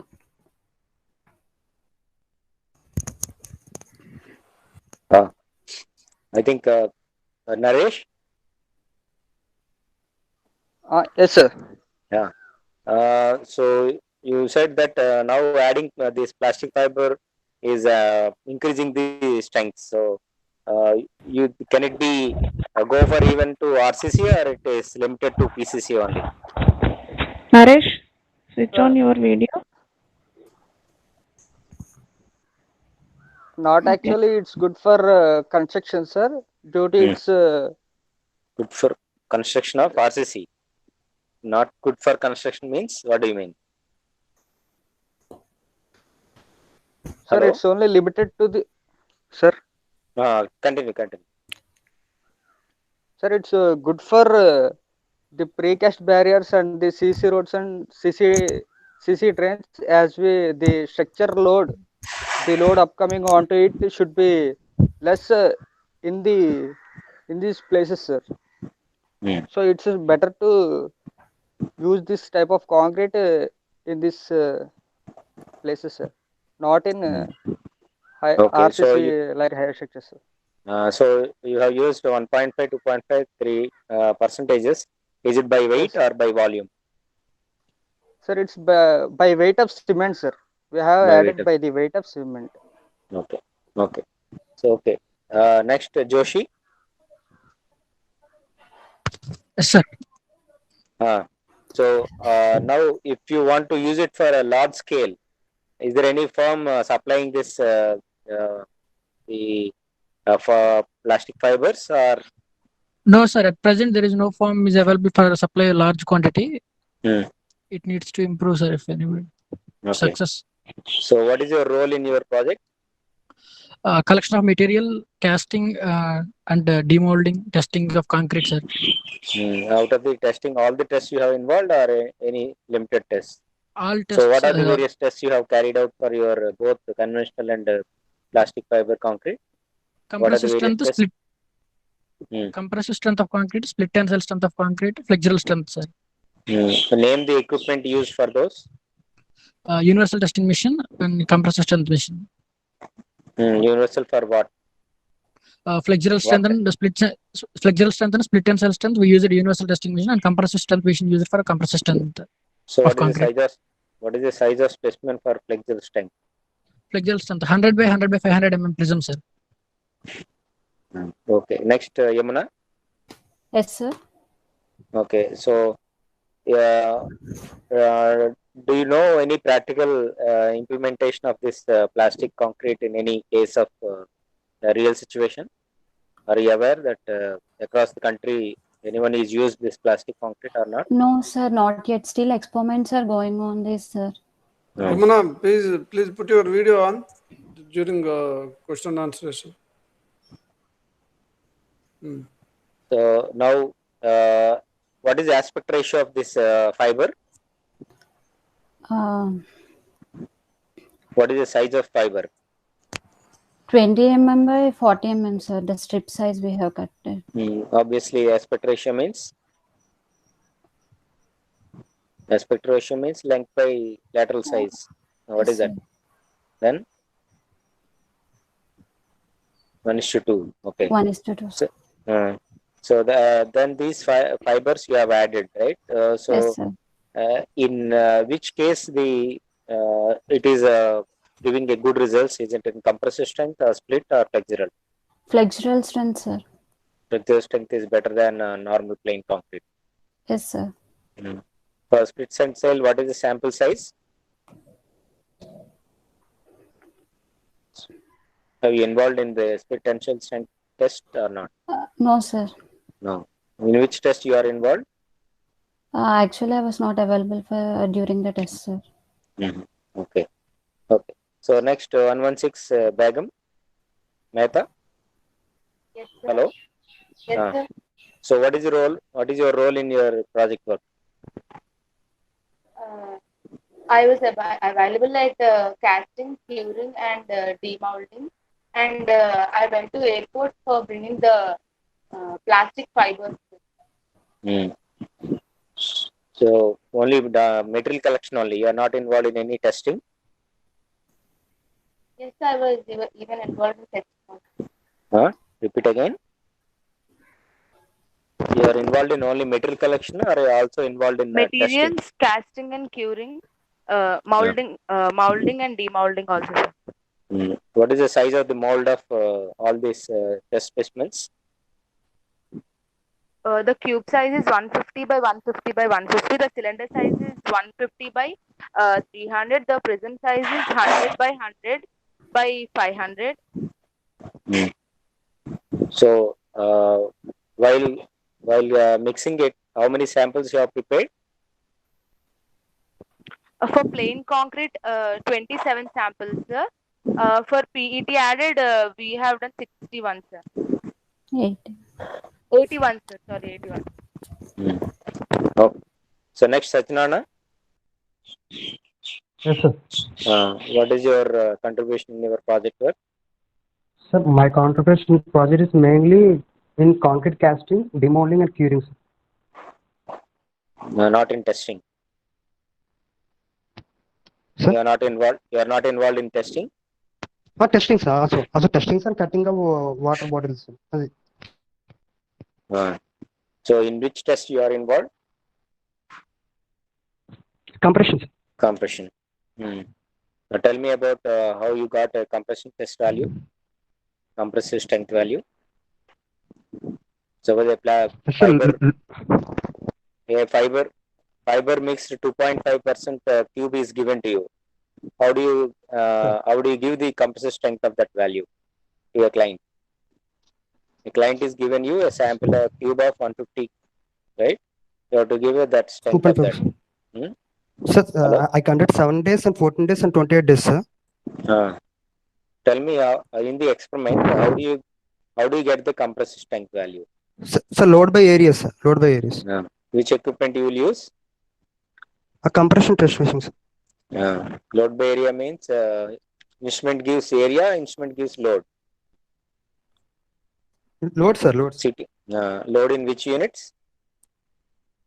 In kilonewtons. So the dial gauge gives a kilonewton reading, right? Yes, sir. So what is the capacity of CTM we have used?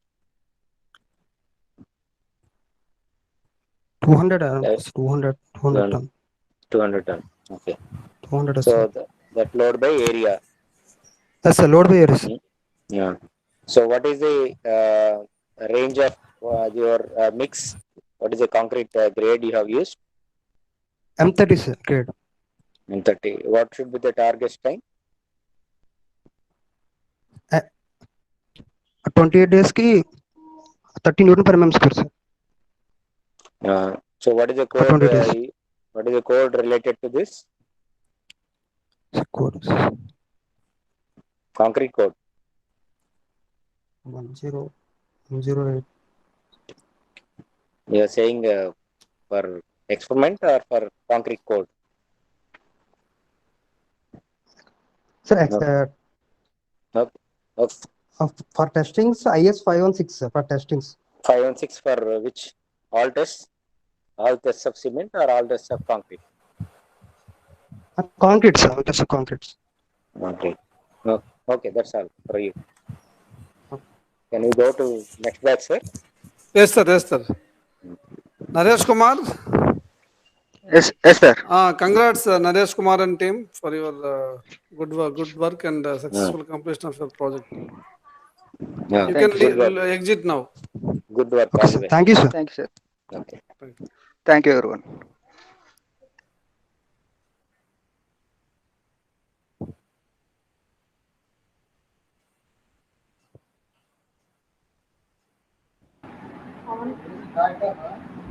Pawan Putra Reddy. Yes, ma'am. Good morning, ma'am. Have your presentation. Yes, ma'am.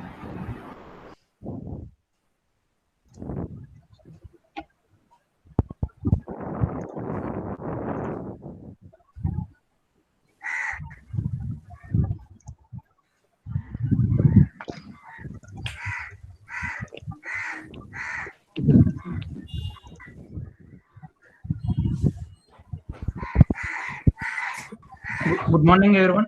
My name is Ketan of 4th year BTech. My roll number is 16113A0144. Ketan. Sir, yes, sir. All the students should on your video during presentation and also during question and answer session. Yes. Okay, you have to on your video.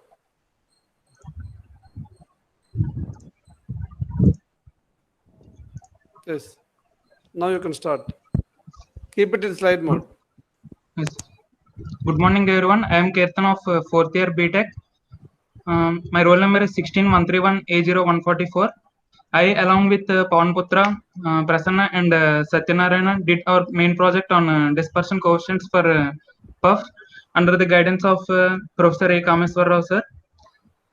These are the contents that we are going to discuss in this PPT. Introduction, aim, objectives, methodology, results. Firstly, aim of the project: to plot puff dispersion coefficients graphically. This is a pictorial representation of emission of puff from stack. And objectives: to access the dispersion patterns of the air pollutants. And air pollutants may be gas, vapor, or solid in air, which causes undesirable effects on its exposure. A solid waste remains at the same place unless disturbed. Liquid waste flows along the downward slope or percolates into deeper layers. It can be contained, but an air pollutant once let out cannot be contained.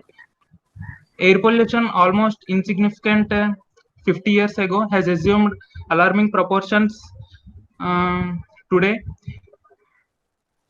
It may obstruct visibility, creating and create breathing problems, etc.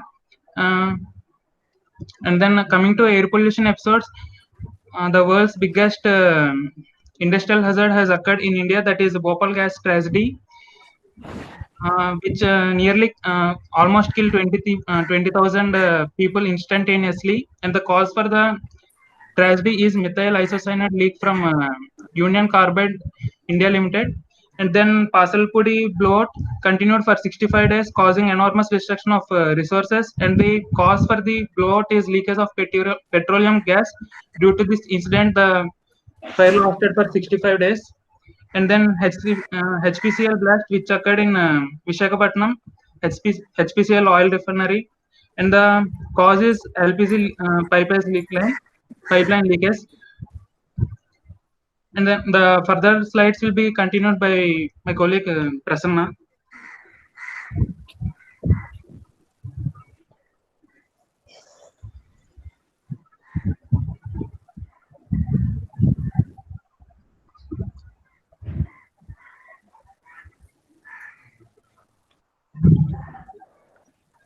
Okay, I'll start.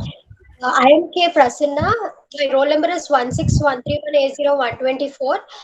The remaining slides will be continued by me. Coming to the slide methodology, these are the conditions like wind direction, wind velocity, mixed height, and in the mixed height, dry adiabatic collapse rate, super adiabatic collapse rate, and subadiabatic collapse rate. Isothermal, these are the conditions. Then coming to the wind direction is measured by the wind vane, and in wind direction is never constant. Wind direction may change from place to place, and at the same place wind direction changes from time to time. And for example, if the wind direction is from east to west, then these are known as eastern winds. And coming to the wind velocity, if the wind velocity is less than 6 km/h, then the pollutant's concentration is more. And if the wind velocity is greater than 25 km/h, the pollutant's concentration dilutes easily. And next, coming to the mixed height, it is a vertical column above the normal ground level and to the bottom of the inversion layer. And mixed height also changes from place to place, and at the same place it changes from time to time. It may be from 4,000 to even 0. Then coming to the dry adiabatic collapse rate, is the decrease of the temperature with increase in the altitude. Averagely, it ranges to 9.6 Celsius per kilometer. Then coming to the super adiabatic collapse rate, it is the decrease of the temperature with increase in the altitude in the same way, and the dispersion changes from place to place. And 9.6 degrees per Celsius. Then coming to the subadiabatic collapse rate, it is also the decrease of the temperature with increase in altitude, but it lies less than 9.6 Celsius per kilometer. Then coming to the isothermal condition, here the temperature... Slide is not changing? Sir, it is all about the same slide, sir. I'm talking about the same slide. Okay, continue. Okay, next slide. Okay, then stability, it is the tendency of the atmosphere, like it is the tendency to resist or invert. Then here in the stability, these are the 6 stability conditions. And heavy dispersion takes place in unstable conditions, and moderate dispersion takes place in neutral conditions, and very low dispersion takes place in the stable conditions. Next slide. Yeah, this is the plume diagram. And first of all, what is plume? It is the continuous emission of smoke or the pollutant from a source. And coming to the diagram, this is the cross section of the plume, and here the x lies along the wind direction, and y is lateral to the wind direction, and z lies perpendicular, like z lies perpendicular to the x direction. And this is the stack. Zoom the picture. that is the stack, and when all the lines meet at a point emerging, and these axes meet at a point, and that is known as axis of the plume. And taking a section of that stack, these are sigma x and sigma y. Next slide. Next slide.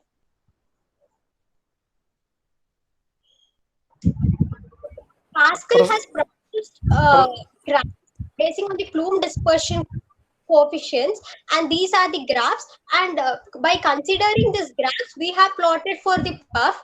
And coming to these graphs, the left side graph is about distance from the stack and sig y direction, and whereas the right side graph is about graph between the distance from the stack and sig x direction.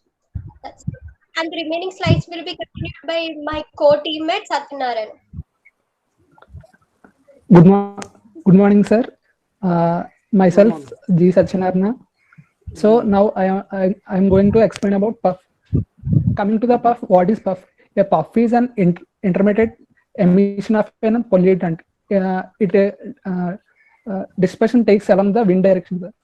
The figure shows the section of the pollutants. This diagram shows. Coming to the next slide. Actually, we got the results of puff by correlating the plume. So we decided to tell the comparisons between plume and puff. Coming to the plume, it is a continuous emission of pollutants, and coming to the puff, it is intermittent emission of pollution, and the plume dispersion takes along a straight line, but the puff it will expand along the center and travels to its trajectory, sir. And the plume can travel greater than 20 kilometers, and puff can travel through longer distance of 50 km. The examples of plume can be seen in every factory, but coming to the puff, it can be seen only when explosions done in a tank containing vaporous fluids. Coming to the next slide. As my friend said, the temperature according to the temperature conditions, we have divided into stability conditions, which are 6, and mainly which are 3, that is unstable, neutral, and stable. So based on that, Slade has given the values, some values based on his experiments. By that we calculated the puff values. So coming to the calculations, how we did means, here we taken P equals to AX to the power B. Here AB are constants.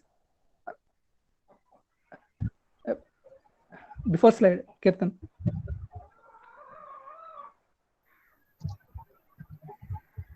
Kirtan, before slide, on stake, before slide.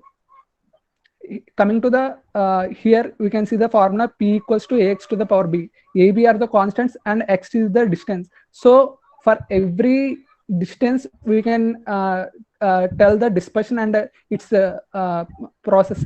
So here P is the constants which is given by Slade. So we have two unknowns which are A and B. So we considered to get two equations. So for that he has given two constants which is for 100 meters and 4000 meters. So we got the two equations, which means 10 equals to AX to the power B. By knowing the distance, by displacing the distance, we can get the values, sir.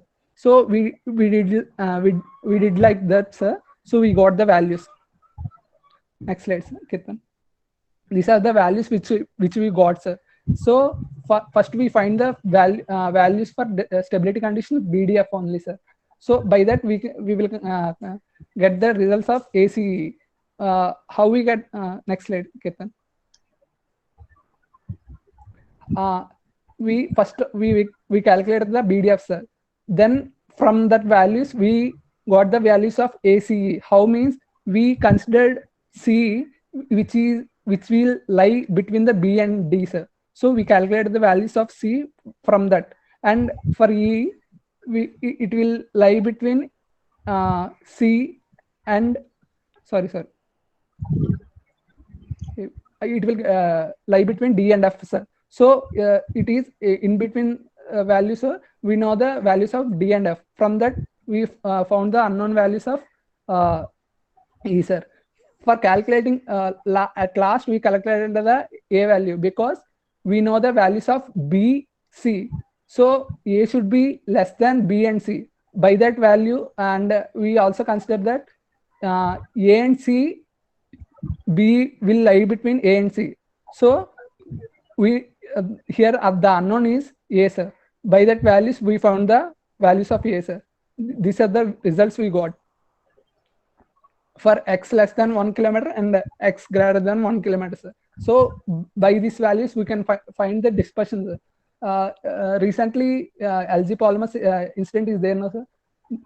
For a particular area, how much danger it will occur, and for that we can say that. And further slides will be explained by Mr. Pawan Putra. Good morning, sir. Get the back slide up. Switch on your video.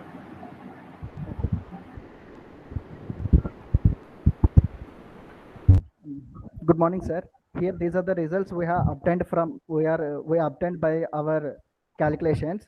In these results, we obtained B, D, and F values are we obtained through calculating the slide given equations, and also AC values are obtained through interpolation methods using BDF values. Here we assume that the dispersion of the plume and puff takes place as in exponentially. So we assume that those empirical formulas as P is equals to A into x to the power of B and Q equals to C into x to the power of D. And next slide.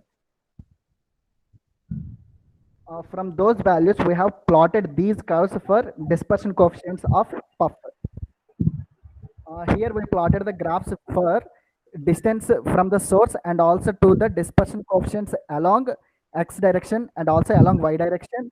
And here the next graph indicates the distance from the source to dispersion coefficients along z direction. Here these two graphs we obtained from the above calculated values.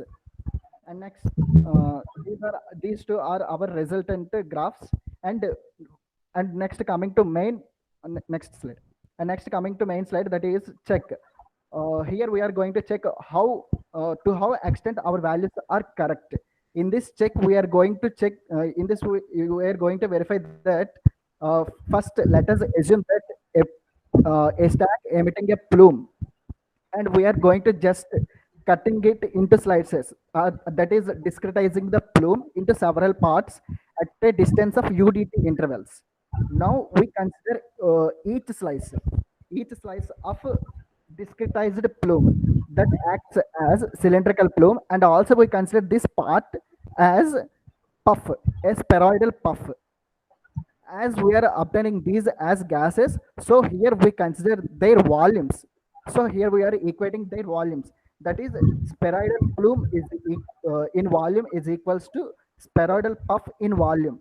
We know that the volume of cylinder is pi r square L. Here at the values of R, we are substituting the dispersion coefficient values of the plume, and here in the volume of 4/3 pi r cube for sphere, we substituting the values of dispersion coefficients along xy directions in places of r cube.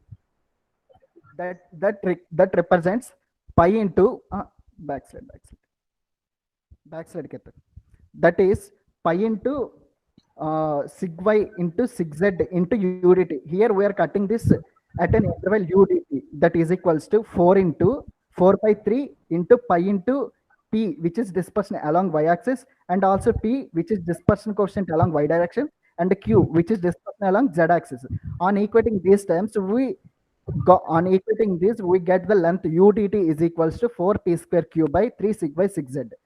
This is the length of the sliced plume part. Next slide. we obtained that formula for UDT. We obtained the formula for UDT, and from that UDT we are checking that hence our teammates said already that highly unstable condition, the dispersion of any pollutant is more. So here we observe that these values from A to F conditions follows a regular trend. That is, from A to F, it decreasing. It follows a decreasing trend. Here we observe that this is because as the dispersion increases, the length of the segmented plume also increases. Whereas in F condition, which means F is highly stable, highly stable. In highly stable, the dispersion coefficient is very less, which causes most of the air pollution episodes. From this check, we conclude that our values are correct to a greater extent. And similarly, we also calculated the values for x greater than 1 kilometer and also x less than 1 kilometers. Good. Your conclusions. Our conclusions. In this, speak loudly, Pavan Putra. Your voice is very low. Sorry, sir. Earphones problem. Our main conclusions is in this project we have discretized the plume at UDT intervals. From that we equated the volumes of spheroidal puff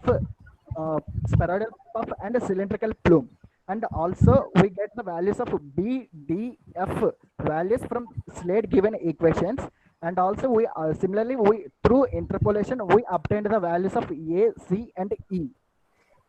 And from those values of these 6 stability conditions, we plotted the curves of dispersion coefficients from 0 kilometers to 20 kilometers.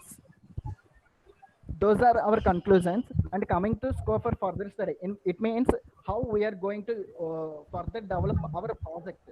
That is, till now we have considered these factors only, but the emissions from the industrial stacks might contain highly reactive gases.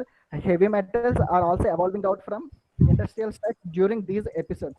So in order to extend our project further, we have to make greater study over these materials, and also terrain also plays a crucial role in the dispersion of the pollutant which affects the humans, and also cost effects have to be considered for our further study. And also windrows diagrams to be implemented for further study, and these are our references. Okay. These are our references we have taken in this project. And thank you, sir. That's all from. Okay. Pavan, so you have used modeling of the data. Do you have collected the data or you have measured values? No, sir. All we have collected through just calculation software. No any practical data, sir. So you have collected. What is the source of your data? Various journals, sir. And textbook, Noel D. Nevers textbook, and also from IES white paper and IEEE papers, sir. Already our guide Kameshwar sir also published a paper regarding this, and also we extended our project from this, from that journal. Okay. Are you aware that any software available related to dispersion modeling, yes, air pollution? Can you name some? Kalpaf, sir. Avacatia, I don't know the pronunciation, sir. AVACATIA, and AirMod, AERMOD, sir.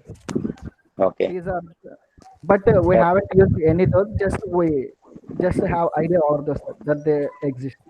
Usually, that already existing models are there. You need to at least have an idea that what input it takes and how it disperse or how it models. What will be the output like that? You need to analytical nowadays. Both analytical and modeling also, numerical modeling also is essential. Like any gas dispersion like LG or Bhopal, analytically it takes time, or modeling is quite convenient, right? Okay. So next, Prasanna. Yes, yes, sir. I think what is your contribution in the project? Sir, actually, we have done 12 values, sir. Puff and flow. 6 x less than 1 kilometer, six values of for x greater than 1 kilometer. So can you give example industry which releases plume and fluff? The example industry which have a plume, which have a puff. All industries have both, or typically some industries only will have puff? Not particularly, sir. Like, for plume, example is we can see, or plume emerges from a steel.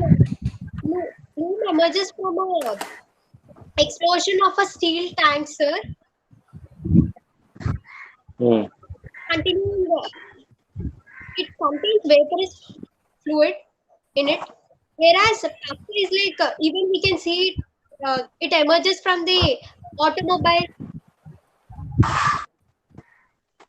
What is the usual height of chimney of industry? Usual height of chimney of an industry? No idea. You are not aware. Okay. Right. Next, Ketan. Sir. So from this study, what you have understood? Sir, from this study, we have derived the dispersion coefficient, sir.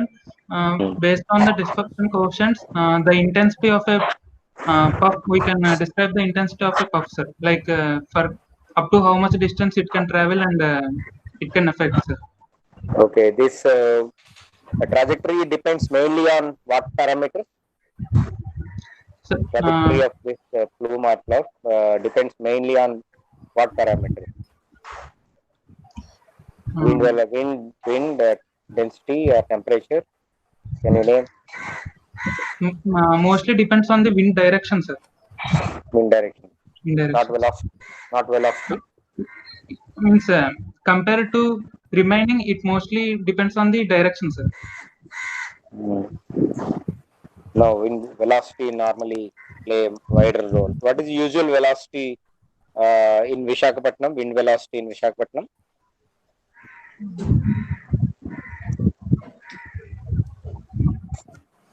No idea. No idea.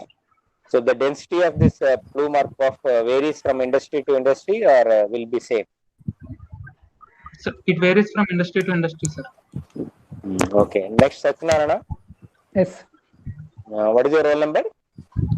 17135 110. 110. 110. Okay. So now, as you said, I think you have calibrated equations, right? Yes, sir. Yes, yes. A values and B values, CED. Yes. So in this, the main criteria on which the equation is fitting well, on what basis the equation accuracy depends? It depends on the constants. So you have taken how many sample values?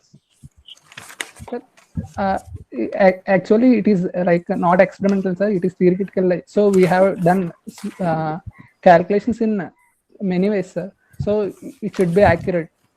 So for only that, we find for x greater than 1 kilometer and x less than 1 kilometer, sir. So if the values are same, then we consider the constants are correct, sir. So we calculated that 12 values, sir, to be accurate, because it's constants, no, sir. So then dispersion, pollution dispersion in air, pollution dispersion in water. Is there any difference in between? Yes, sir. In air, it will be easily travel, sir. In water, it will be low, I think. Pollution dispersion through air will be greater. And, pollution through water will be. What major difference is there? Majority dispersion. That Because means, pollution dispersion, air pollution dispersion, water pollution dispersion. Let us say pollution dispersion in air, pollution dispersion in water stream. yes, sir. Air pollution dispersion will be can travel through long distance, sir, because it is a vast space and it can affect a lot of human beings and animals, sir. So I think the pollution through the air is very dangerous considered to the water dispersion through water.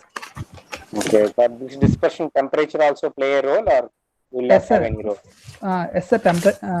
For only that we take in 6 stability conditions according to the temperature conditions only, sir. If temperature is increasing, the dispersion. What is Yes, the sir. Dispersion will be low. Dispersion will be low, sir. At midday sun in a summer, the dispersion will be low, which means it is not dangerous, sir. Dispersion to long distance depends on what parameter?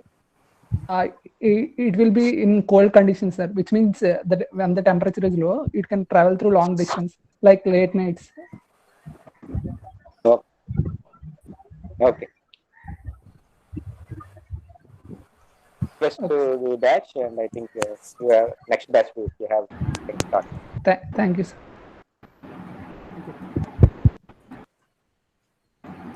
So, Preeti garu? Sir, వచ్చారు sir next batch వాళ్ళు ఇంకెన్ని ఉన్నాయండి? How many batches are there? 2 batches ఉన్నాయి సార్. Chaudhary? Ma'am. Start your presentation. First introduce yourself by switching on your video and then start presenting. Yes, sir.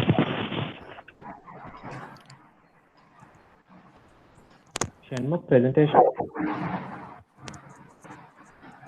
Welcome, Krishnaraj garu. Sir. Sir, Professor Krishnaraj garandi, Ramesh sir. Okay. Namaskaram. Ramesh garu. Structural engineering, sir. Retired deputy chief engineer, sir, from Visakhapatnam Port Trust. Oh, nice meeting you. Working, yes. Nice Professor, meeting. external Professor Ramesh garu, sir, Professor of Civil Engineering, Geetham University. Very good, sir. Nice meeting you. Yeah, nice. In fact, Veerabhadra and other people have worked with us those days in port. Okay. Link road project. Okay. Very good. Raji garu, all those people. Okay. Right, sir. Hello, Chaudhary.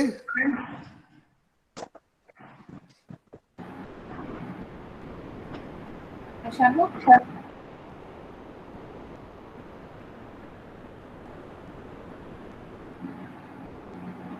Chaudhary. The present చేస్తాను sir. కొంచెం fast గా చేయాలి Chaudhary. Yes sir. Already మనం time lagging ఉంది. Next afternoon session join అవ్వాలి. Quick గా చేయాలి. Yes sir. Sir can you see my screen sir?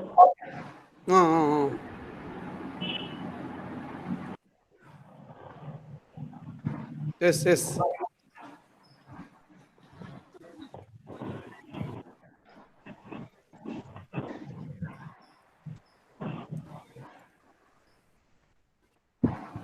Pranati, start. Good morning, everyone. I am KVSS Pranati, roll number 16131A0138. I, along with my team, hello, Pranati. Pranati, during presentation, during question and answer, you have to put your video on. Okay. You need not explain about the introduction. Straight away go to your results and your contribution. Okay, introduction you can skip.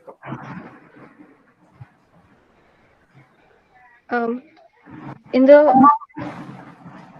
Chaudhary, next slide.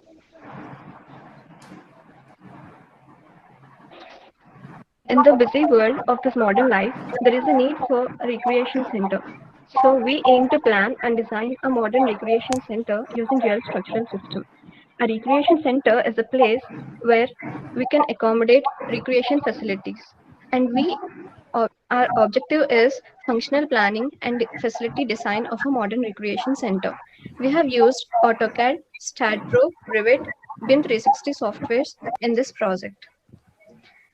At first, keeping in mind the effective space utilization and the architecture view of the structure, we have come up with a model which is shown in the model 1, left side of the slide, in which there is a hexagonal core with the floors projected outside the hexagonal core, and the dimensions of the floor are 22.5 meter by 6.5 meters, with the hexagonal core side dimension as 6.5 meters, and which is parallel to the width of the floor. And here the problem is the floor, the beams running through the floor runs into the hexagonal core part, and there is a reduction in the floor carpet area, so that we have converted a model 1 to model 2. In this model, the floor area is effectively utilized, and here the hexagonal core is rotated in such a way that the side of the hexagonal core is parallel to the length of the floor, and the floors are oriented at an angle of 60 degrees clockwise from the ground floor to the 7th floor, as this is a G+6 structure with a story height of 4 meters. And here the central part of the hexagonal core is accommodated with a lift surrounded by the staircase, and the dimensions of the floor are kept constant, and the hexagonal core side is decreased from 6.5 meters to 3.75 meters, and the total floor area is kept constant by utilizing the maximum floor area, and the floor carpet area is increased from 81.3 square meters to 109.66 square meters. And the core occupancy area is reduced to half, and the ratio of core to total area is also reduced from 44% to 25%. Next slide. Here, all floor plans are shown here. The ground floor is not accommodated with any facilities, and the central part of the hexagonal core is provided with a lift with a dimension of 1.8 meter by 1.8 meter, and the staircase for emergency purpose is also accommodated in the hexagonal core area surrounding the lift with 3 flights, and the dimensions are shown in the later slide. And here the orientation of staircase has also changed, that is shown in this slide. And here, keeping in view the effective space utilization, we have also utilized the roof area of the bottom floor for various purposes. Those will be later explained by my friends. And here the rotation is also shown clearly in this slide. The top floor terrace is also utilized for swimming pool and vitamin D center. Next slide. As a main aim is to plan functionally, and the functional planning is done with floor 1 accommodated with beauty clinic, cosmetics and watch store, floor 2 with gym and yoga, floor 3 with restaurants, floor 4 with gaming zone and club, floor 5 and 6 are assigned for suite rooms with open terrace garden, and floor 7 is designed for swimming pool and vitamin D center. As already mentioned, number of stories in this structure is G+6, and height of the story is 4 meters. And the staircase provided surrounding the lift with a dimension of width 1500 mm, and the rise 160 mm, and the tread 250 mm. The later slides we can see how each floor is functionally planned, and those will be explained by my friend Gayatri. Thank you. Good morning, sir. My name is Gayatri. Before going to see the plans of all the floors, let us know about the few objectives of recreation center. They are fitness, physical fitness, mental fitness, and social communication and mainly satisfaction of the user of this building. Here, if you can see all the floor plans, each of the objective is going to be fulfilled through the plans. Coming to the ground floor, there is only the entrance to the building, that is a lift and staircase is planned there, and the remaining space is left for the parking, or even a park can be established in the ground floor. And the first floor, coming to the first floor, since a person's confidence will increase with the outer beauty, we have given priority in the first floor to the beauty clinic for men and women and separately on one side of the floor, and have a watch store and cosmetic shop. And coming to the second floor, this floor is planned such that physical fitness of the users will increase. So we plan this gym in the floor area, and the balcony area is used for yoga and meditation, which will increase the mental fitness. Here you can see the space between the lift and the staircase, and this area can be used for the accommodation of water pipes and electrical wires also. And the staircase contains a total of 3 flights with 24 raises. And coming to the third floor, this is since the satisfaction of a user is also main in the recreation center, this floor is for the restaurant, and here also healthy food is supplied here. And one side of the floor is totally occupied by the kitchen equipment. And coming to the next floor, here we have placed a club and a gaming zone on the main floor. Gaming zone is for the children activities, and the club, this is to enhance the social communication of the visitors. And the attached balconies to the gaming zone is also used for the indoor gaming, and the balcony attached to the club can be used for the dining purpose of the club visitors. Here you can see a shift in the position of the staircase. This is due to the rotation of the floors. And the lift, it is a double opening lift. If you can see in the ground floor, the opening is of lift is on one side, and here on the fourth floor, the opening will be on the opposite side. And coming to the fifth floor,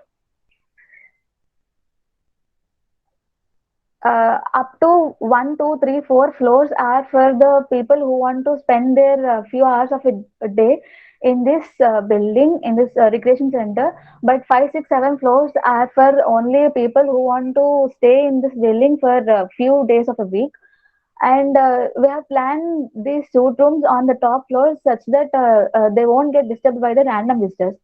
Here you can see there is 2 suite rooms in one floor with attached balcony. The total floor area is equal to the balcony area.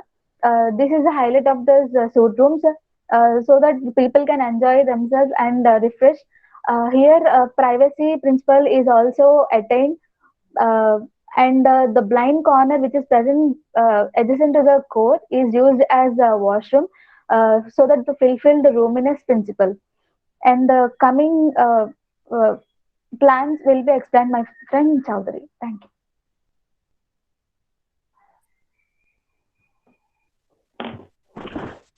Good morning, sir. My name is M. Sai Chowdhury, bearing roll number 16131A0149. While coming to the 6th floor, same as the 5th floor, we provided suite rooms. We provided the concepts, we included the concepts of aspect and prospect, and provided utmost privacy to the inmates, and provided sanitation, both includes ventilation and air. Both we included in this building, and we taken the furniture considerations like cot, sofa, dressing area, and cradle, and 2 chairs to be seated in the balcony. By providing all this furniture also, we had created roominess concept and followed the perfect grouping of all the rooms and every floor. And while coming to the 7th floor, in the 7th floor, we provided swimming pool and de-vitamin center. Swimming pool dimensions are 4 meters by 4 meters, which was provided with 2 dress changing rooms for men and women separately. Nowadays, D vitamin is very important for everyone in order to boost up their immunity. So D vitamin center is also established where people can come and sleep over there sometime and relax, and again they can go home. In this manner, we had planned all our amenities using AutoCAD, sir. Now, I just want to show you BIM 360 document management, so that is what we used here. This is the interface of BIM 360 document management. Why BIM 360 document management? Actually, for a civil engineering project, there will be a lot of designs, plans, cost estimates, worksheets, many. So it is hard for the engineer to pick up the right paper at the right time. So it becomes a tough task for the engineer.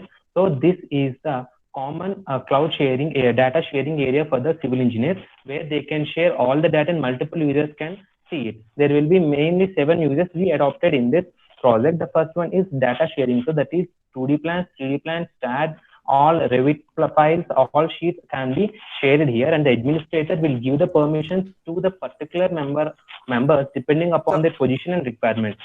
Chaudhary, sir, you need not explain all this. You can straight away go to your output or your work. Okay.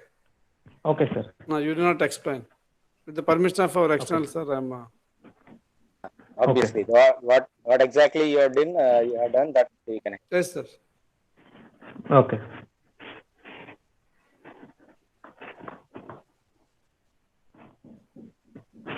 And this is the project from Revit point of view, sir. From Revit, these are the pictures. First one, the left one is the elevation view of our building when it is fully equipped with all the required furniture. And the right one is from top view, sir, where we have placed cradle garden for balconies and all the tables and all. These are the pictures we got from the Revit, sir. Lateral sides will be explained by my friend Shanmukh, sir. Good. Good morning, sir. We have structurally modeled our building in StatPro, sir. StatPro software we have used for. Shanmukh, what's your number, roll number? Sir, my roll number is 16131A0111, sir. Okay. Continue. Yes, sir. We have tried to model our building using StatPro software, sir. In this slide, we are going to see the structure, the primary structure of our building. The central core which we have designed used the surface command in StatPro, and the remaining beams are used by node cursor and beam cursor. Then we have used assigned the material properties, geometric properties, and after that we have induced the loading conditions on different beams. Then we have given the design parameters. After correcting the errors, we got our output as shown in the next slide. We have got the shear force, bending moment, and displacement diagrams, sir. And with this, we want to provide this structural view. We can see it is a dual structure system, sir. In dual structure system, the gravity loads will be taken by the frame, and the lateral loads by the shear wall, which is in our case the core, central core. In the next slide, we will see the shear force, bending moment, and displacement diagrams for our structure, sir. In the next slide, we are going to see how the loading conditions are given on the beams. Here we have considered only we have limited the scope of a project to gravity loads, sir. Therefore, we have not analyzed for wind loads and seismic analysis.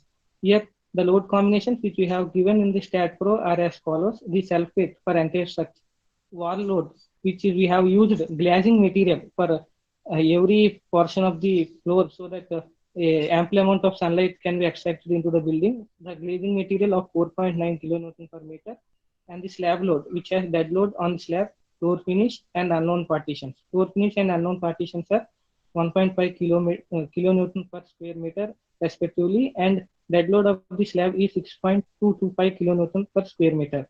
The live load is taken as 3.3 kilonewton per square meter. However, for residential, which has access to the roof, is to be taken as 1.5. However, for our building consideration, we have some commercial spaces also, so we have to take 3 kilonewton in our building. Load combination 1 and 2 are as load combination 1 is dead load plus live load into 1 factor 1, and dead load plus live load into factor of 1.5 is load combination 2. on beams, we have taken dead load and live load. Dead load is equal to self weight plus wall load plus slab load. In the next slide, we are going to see the design of the slab. The slab is designed as simply supported slab of 9.37 by 6.5 area. The live load is 3 kilonewton per meter square. Slab load is 9.22 kilonewton per square meter, as seen before. The slab is designed as two-way slab because the Ly by Lx ratio comes to be 1.44. The overall depth is taken as 270 mm, which we have obtained from code book by considering the limitation that the depth of the simply supported slab should be of ratio 20. Span by depth ratio should be 20. Thereby, after including the cover and rounding up, we get it as 270. The reinforcement in the short directions, we provided 12 dia bars at 125 mm center to center spacing. In the long direction, which is 9.37, we have provided 12 dia bars at 240 center to center spacing. We have used M25 concrete and Fe4.5 steel for this slab. In the next slide, we are going to see the design of beam. This beam is of spanning direction 9.37 meter, which is to be simply a cantilever beam. The beam got its loading, the wall load, and the slab load is taken as the load area equivalent area of trapezoidal. The load coming on this from slab is taken as the equivalent area of a trapezoidal. In this, on the top, that is in tension zone, we have provided 40 mm diameter bars from free end to 6.2 span, and from 6.2 meter span to remaining till the fixed end, we have to provide 17 bars of 40 dia.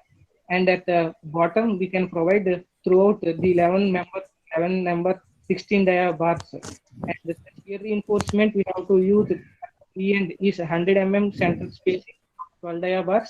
And at the fixed end, we have to reduce the center to center spacing by 50, and we have to provide 12 mm bars.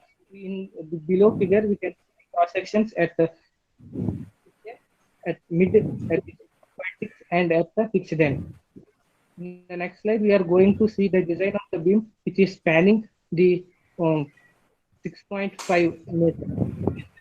Designed as simply supported 7 number 20 number 2 and at the top Shanmukh, it's visible on the slide. Please go to the next slide, Shanmukh. Yes, sir. And we have taken the modification and cantilever span to depth ratio, and then we have procedure. Coming on this, coming from the slab is the equivalent area. In the next slide, we are distance estimation and the green. Okay. Conclude, Shanmukh, conclude. We have Good morning, sir. Conclude.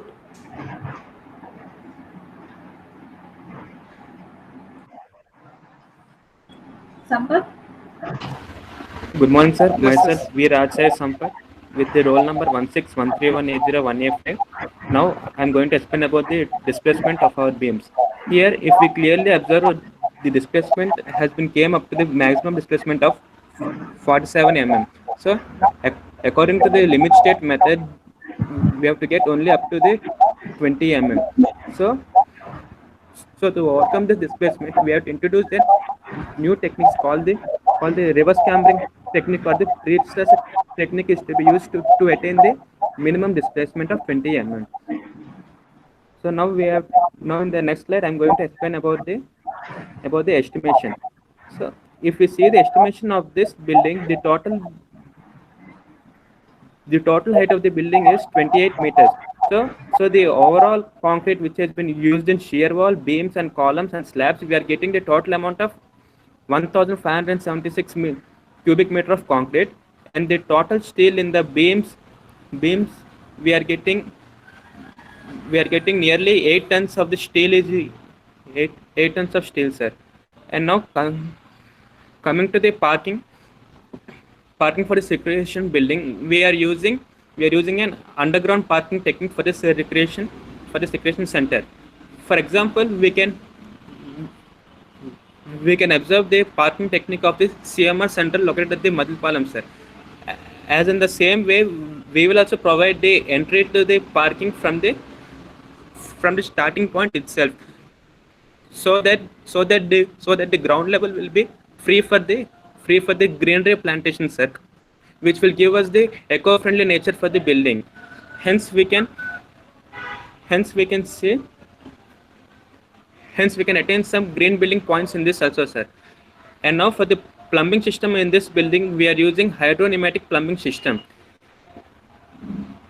Why this type is adopted? Because when we look at the terrace of our building, there the one side is occupied by the vitamin D center and the other side is occupied by the swimming pool. So for keeping the overhead tank, we had no place in there. So we are using hydro-pneumatic plumbing system where there will be an underground water steel tank with the 2 compartments, sir.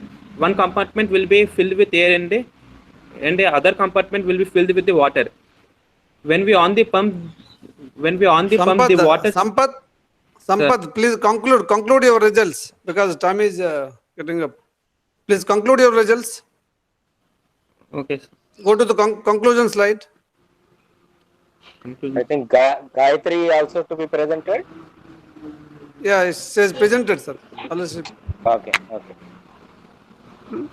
I am Pranati, roll number 16218038, and from the above discussions, we can conclude that the functional planning and facility design is made to provide all inmates with comforts, and there is no columns provided in the structure. We can achieve more uninterrupted column-free space area, and as the orientation we have also discussed, with that orientation we get ample amount of natural light in all parts of the day, and also good ventilation. So it also saves energy and the structure is planned and designed to achieve a minimum of 50 green building points, satisfying green building concepts. With achieving minimum of 50 green building points, we can get the green building certificate. And also vitamin D facility and yoga center which are placed in the building, they enhances the health of the users. And here the physical and social recreation facilities are introduced in this structure, and to enhance the both physical and mental health of the users. Thank you. Okay, references, yes. Yes, sir. Okay. Gayatri, what is your contribution in this work? At the outset, I think good planning and creative planning and design. I think only thing a long cantilever portion is coming in one of the slide. Okay. So, Gayatri, what is your contribution in your work? Sir, I've done functional planning of each floor, sir. Functional planning. So you said green rating 50 points. So what is the main criteria point you have got to arrive that? Sir, we have effectively used each corner of the building. Even there are no columns in the building, so extra space is added to the building. And there is an ample amount of ventilation. Users can have a natural light and ventilation and free circulation to all floors.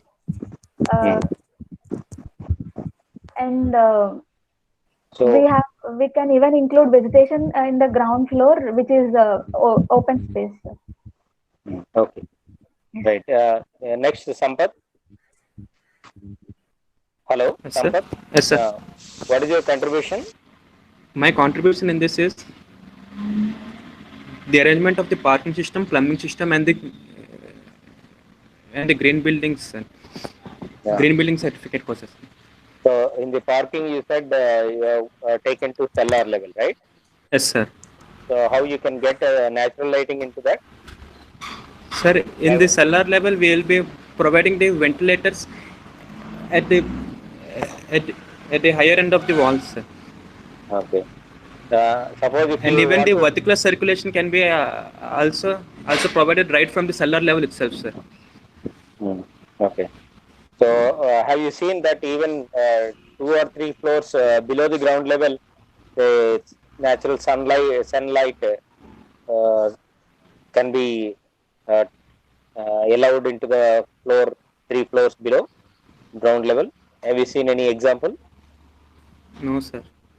No. Right. Okay. So the next Shanmukh. Yes, sir. So what is your contribution in this work?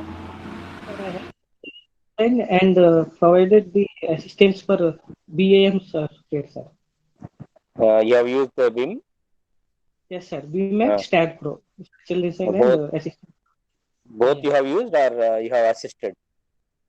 Sir, STAD Pro I have completed on my own, sir, and assisted on BIM. Okay. So while applying the STAD Pro, I think in the one of the isometric view, I have seen the long cantilever, like chimney to each floor is suspending from the central core.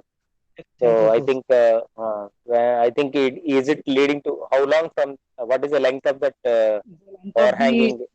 Of the entire cantilever beam in one part of the core is 9.37 meters, sir. The displacement is 47 mm. We have to reduce it by 20 mm. Okay, so long cantilever normally unnecessarily gives increases the cross section and also cost. Okay, so the cost is 1.5, sir. The depth it is very big beam.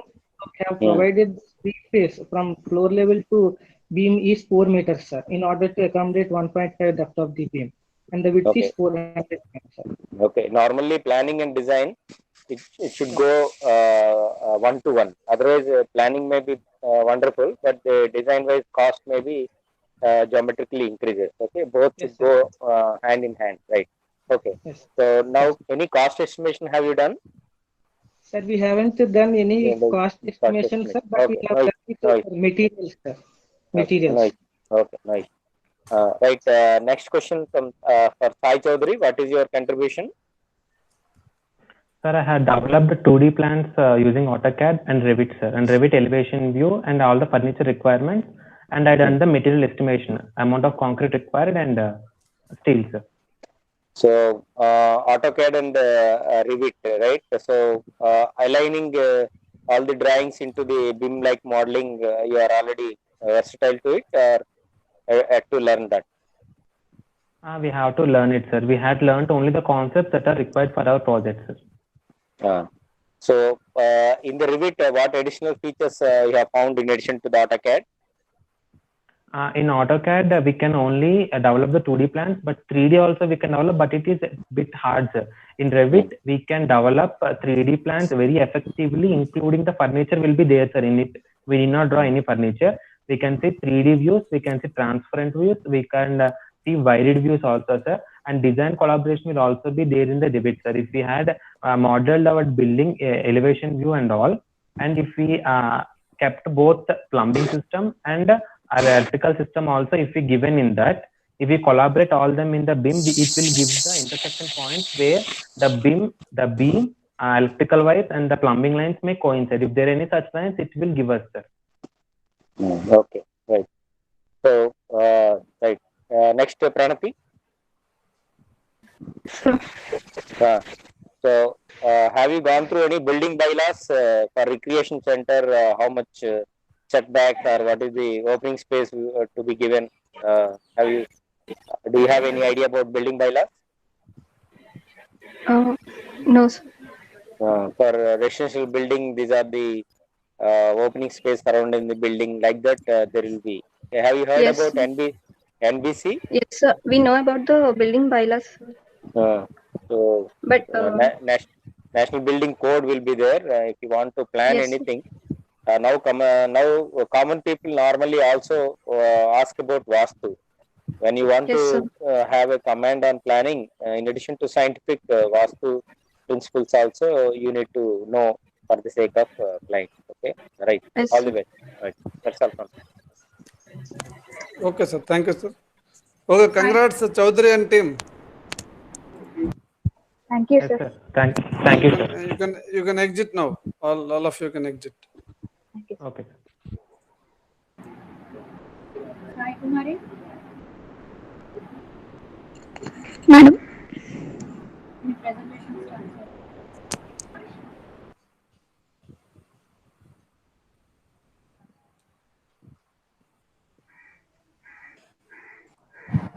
Paparagar. Sir. నేను exit చెప్పండి sir. నేను exit. Exit అయిపోండి sir. Thank you. Thank you, sir.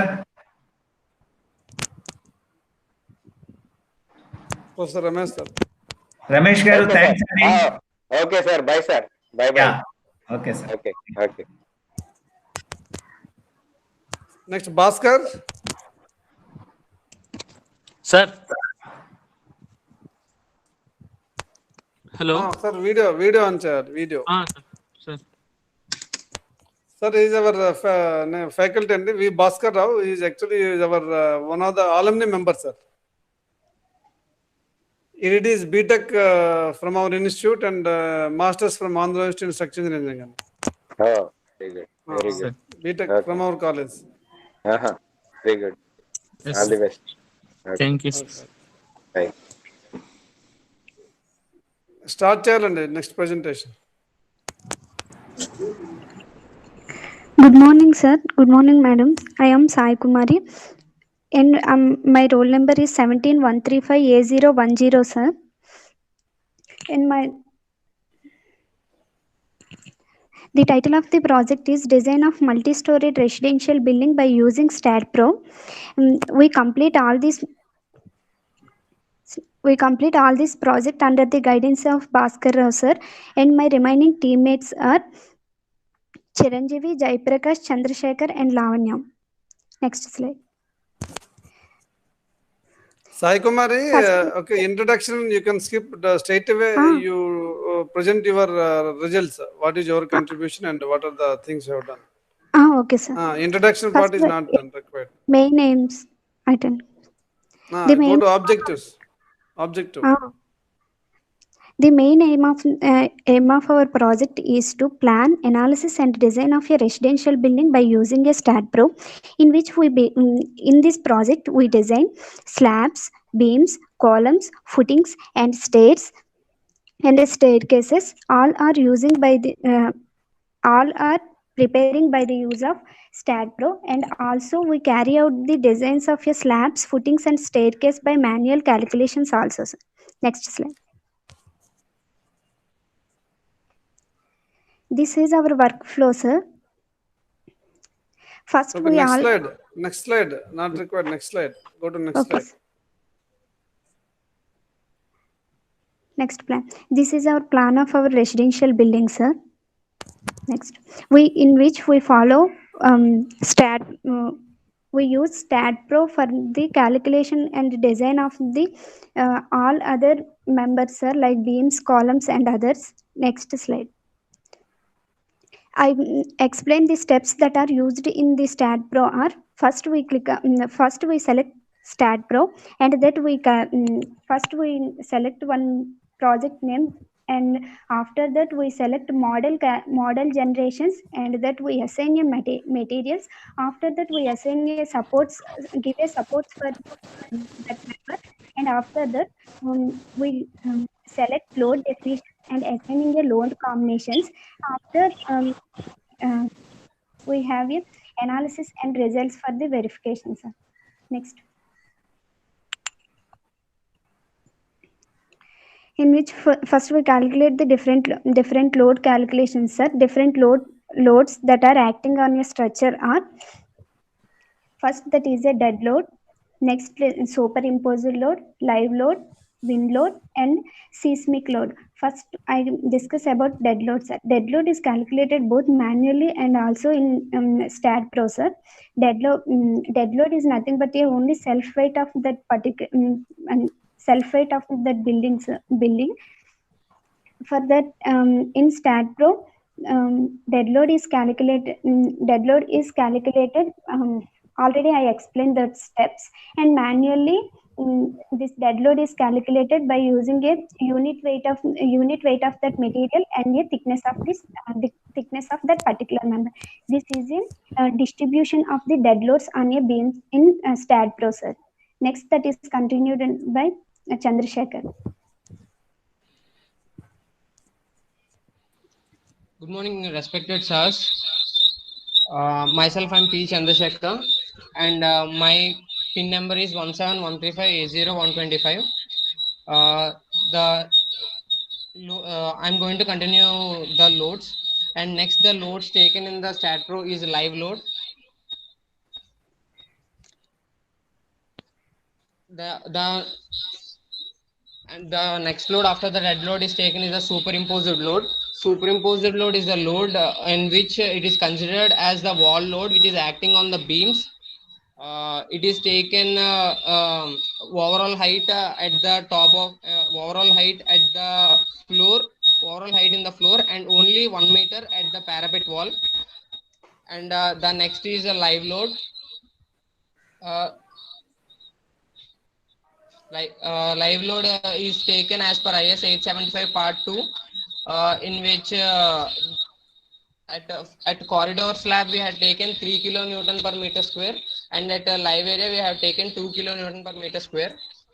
And wind load is considered as per 875 part 3.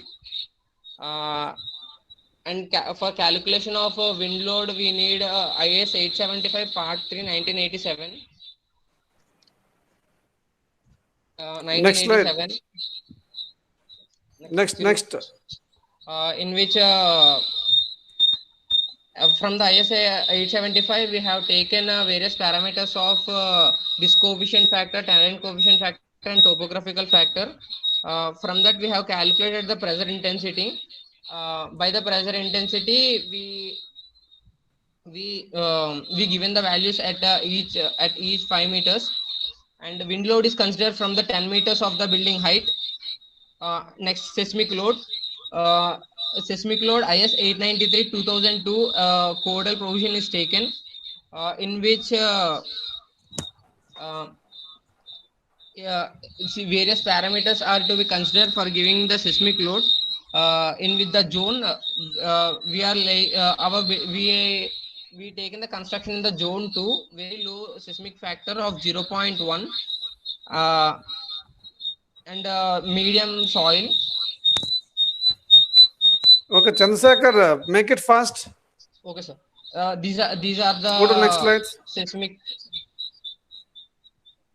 These are the shear force and bending diagrams, sir. Loads అవి కాకుండా results మీరు ఎలా చేశారో అవి చెప్తే చాలు. లోడ్ ఎలా క్యాలిక్యులేట్ చేసామో అది ఒకటి చూపించండి, నెక్స్ట్ రిజల్ట్స్ చూపించండి. Go to the result slide, Chandrasekhar. Okay, sir.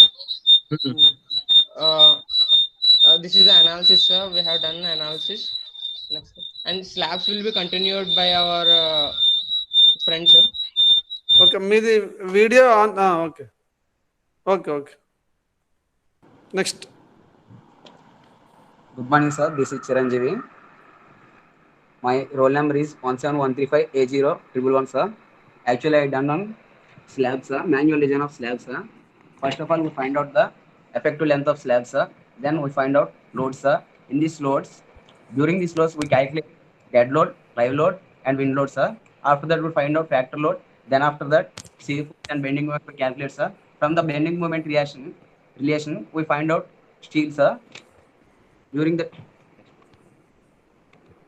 Chiranjeevi, go to the result slide. Okay, sir. These are the various slabs that we done actually. This is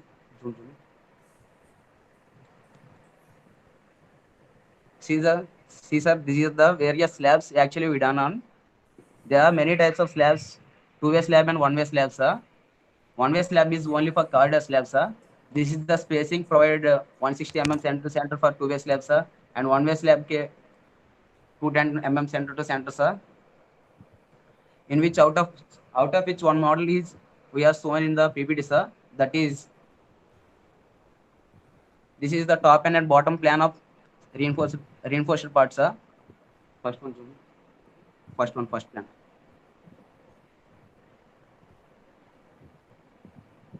This is the top plan of our slab, sir. S1 slab, sir. This is the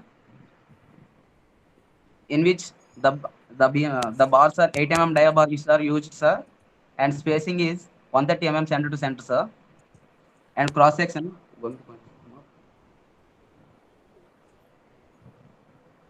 This is the cross section along YY direction, sir. The thickness of slab is 130 mm, sir, and the anchor bars are provided at the top portion, sir, and the main reinforcement are provided along the bottom portion, sir. And okay, next bottom next slides. Sanjeev, next slide. Sir. This is the bottom reinforcement, sir. Actually, where the cut element are done, it is clearly shown in that, sir. This is the X direction cross section, sir. The torsion reinforcement are provided along the every corner of the slab, sir. Okay, next. Now Lavanya will continue beam, sir. Good afternoon, sirs and madams. This is Lavanya, bearing pin number 17135A0122, madam. Today we discussed design of staircase. In this project, design of staircase, dimensions of the stair hall 2 into 3 meters, and height of the floor is 3 meters. Height of one flight is 1.5 meters, sir. And each rise is 150 mm. We take it, and thread is 250 mm, and number of 10 rises and 9 threads are taken. In this staircase, we design process is first we calculated effective depth, effective span and depth. Next we calculated check for depth of slab, sir. Then we determine tensile reinforcement and distributed reinforcement. After we determine check for stiffness, sir. Next slide. In this slide, continue design of footing. Next we calculated design of footing, sir. In this design of footing, first we calculated loads and sir. Depth of footing is 3 meters below the ground level, sir. In this project, we construct isolated and combined footing, sir. In this design process, size of foundation, after we check bending moment results and depth, check single shear and two-way shear, sir. And after we calculated the two-way shear, after we calculated area of reinforcement, sir. This is the what we done outcome, sir. These results are June 1. Yes. Conclude your results. This is the star diagram footing, sir. Results. Next, we calculated beams and columns, sir. These beams and columns, my friend Jay Prakash is tells me. Okay.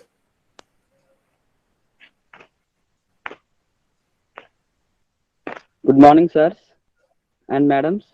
My name is Jay Prakash, roll number 17135A0113.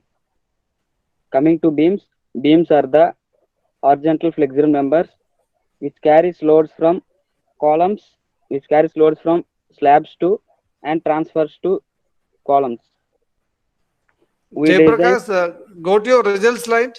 Okay, that introduction is not required. Go to your results slide. If you have any photographs, please explain. Okay, sir. These are the values obtained from StatPro, sir.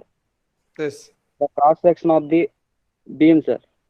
Explained. Yes. The ending bars are 16 mm dia and middle. Next slide. Chiranjeev. And the middle bars to 20 mm dia, stirrups, 165 mm spacing and 8 mm dia. Next slide. Go to conclusions. This is the orientation of column in my building. Column design also done in StatPro, sir. Next slide. These are the values from StatPro. These are the longitudinal of column and cross section. Stirrups 8 mm dia and 135 mm spacing.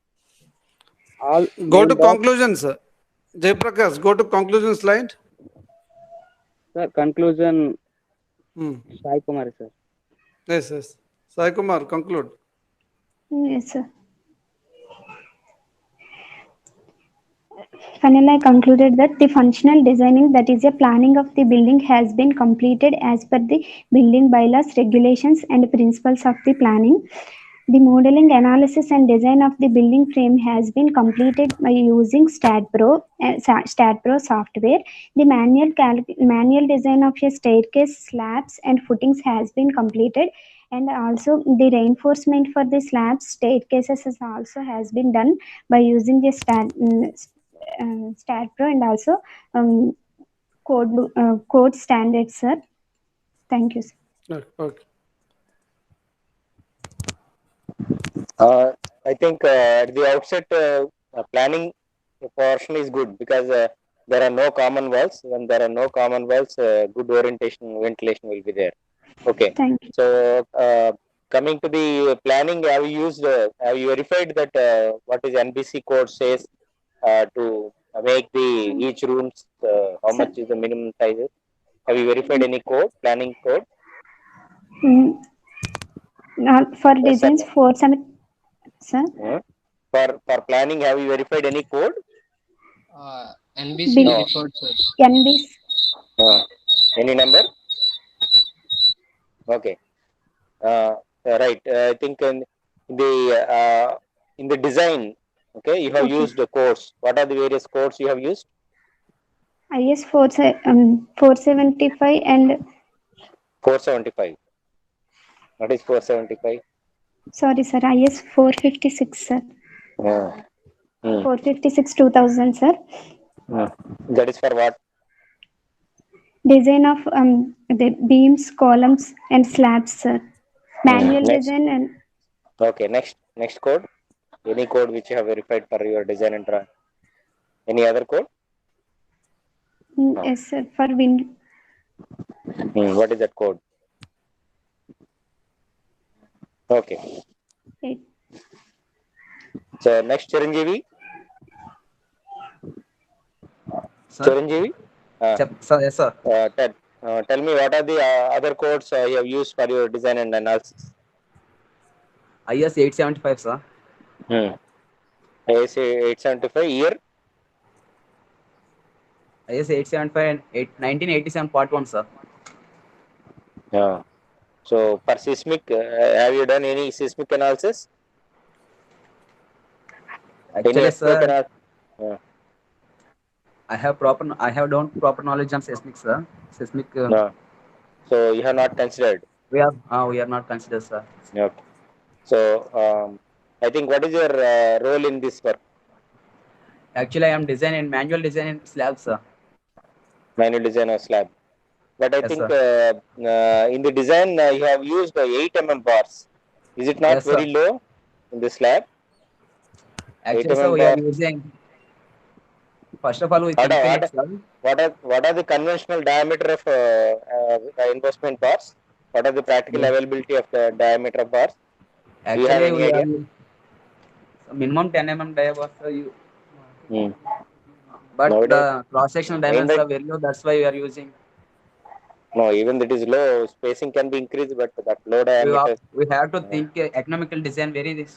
Cross-section dimensions are very low, and everything we want to do economical, sir. That's why we are using. Now nowadays design has to be as per the available material. If you design economical, no 8 mm bars are not available. I'm just giving an example. So implementation will be trouble. So all practical design, all design should have an idea of what is the practical material availability. Okay. Right. Okay. Next, Jaiprakash. Hello. Jay Prakash. Yes, sir. So what is your contribution in your work? Sir, I am designed beams and columns in StatPro, sir. So in the beams and columns, which should be strong? If it is any failure should come, which should fail first among these two? What, sir? Suppose if you want to design a structure, beam column, a joint or beam column, in what way you have to design? Accordingly, which should be fail first? Is it a column should fail first or beam has to fail first? Do you have an idea about under reinforcement? What is meant by under reinforcement? Under reinforcement, sir, ante sir అడుగుతుంది under reinforced sections అంటే ఏంటి, which has to fail first అంటే under reinforced sections అవి ఉన్నాయి కదా మనకి. అవును అది అడుగుతున్నాను. If you recollect, okay. Otherwise, okay, I don't recollect. It doesn't mean that you need to answer all questions. Okay, if you say yes, if you know, say yes. If you don't know, sir, I don't know. That's it. You are not having any idea about, right? So I think in the design of the total structure, you have transferred the loads, right? Yes, so finally, the loads reaches to foundation, sir. Foundation. That foundation takes the load from what, sir? Foundation column, sir. Column. So total load will be transferred to the column. Okay. So the total column size, how much size you got it at the bottom? Various sizes, sir. Columns, various columns having various sizes, sir. What is the range of size? Sir? Do you remember range of size you have got at the bottom? 450, 300, sir. 450, 300. Okay. Right. And the column 500. No issue. Next question for Chandrasekhar. Hello. Hello, sir. So what is your contribution in this work? I developed AutoCAD plan, sir. AutoCAD and plan. again, sir, and again, I work for StatPro, sir. So in the StatPro, do you have a thorough idea of how loading is given, everything, or you have just assisted your friend? No, sir, I have an idea. So then loading, how you have given a loading before designing in the software StatPro?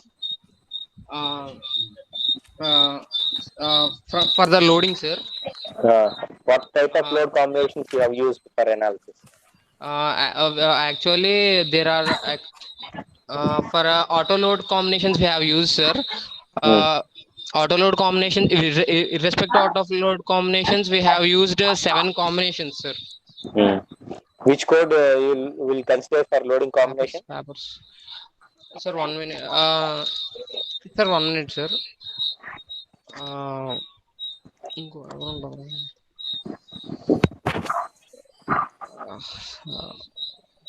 Sir, IS 875 part 5, sir.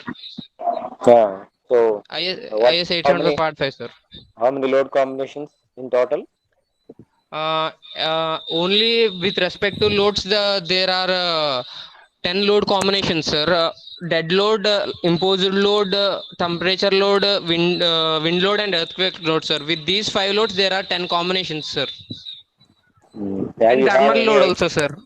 Have you have any idea about seismic load? Yes, sir. So this is a hypothetical plan, or is there any connected to any locality? The plan is it hypothetical plan, or is it located in any area? Proposed for any area? Actually, we designed for Visakhapatnam, sir. So what is the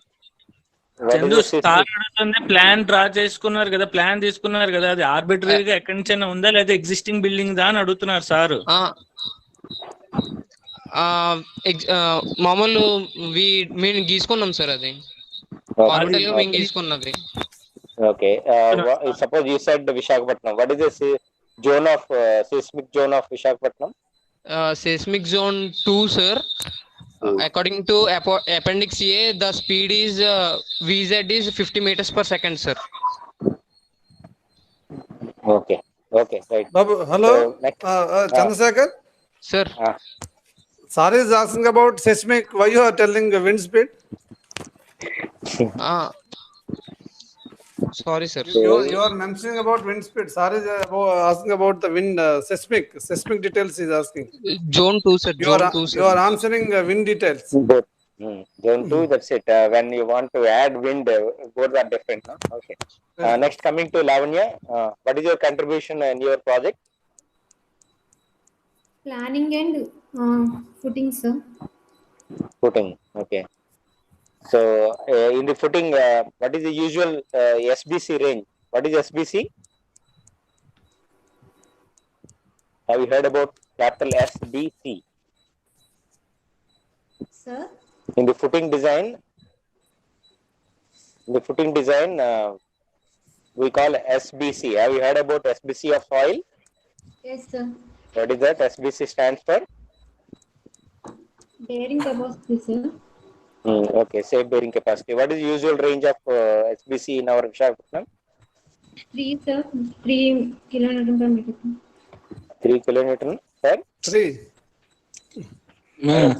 What is 3 kilonewton per? Meter square, sir. ఎప్పుడైనా చూస్తారు కదా Priya. So before telling, you need to have an idea, right? How much? Hello, how much soil value you have taken for your building? Footing design. What is SBC? Do you remember or you don't remember? Okay, no issue. Okay, I think in the footing, how much approximate size you got below column? Is it isolated footing? What type of footing you have provided? Isolated and combined footing, sir. Rectangular isolated footing, sir.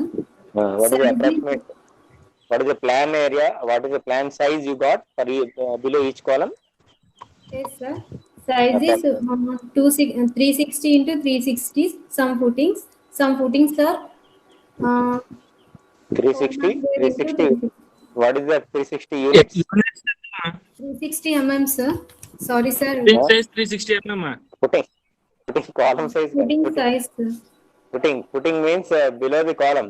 Is it 360 millimeters? Do you know what is meant by 360 millimeters? Is it column size? If you provide that much footing, it will sink. It will punch. Okay. Sure. I think 360 mm is column, sir. In column below footing, sir. 4 meters into 3 meters, sir. 400.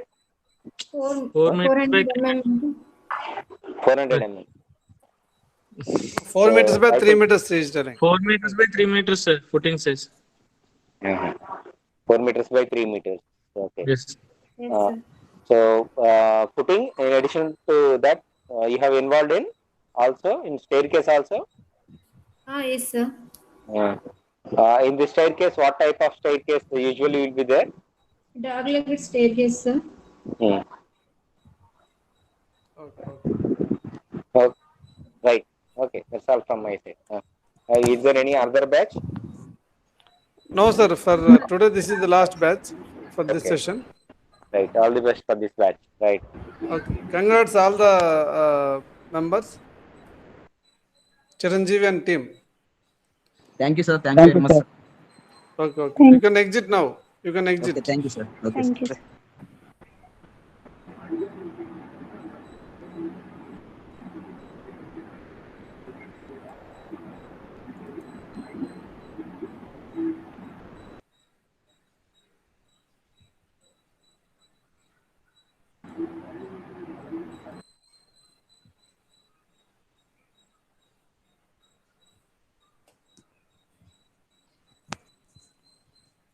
Chiranjeevi, sir.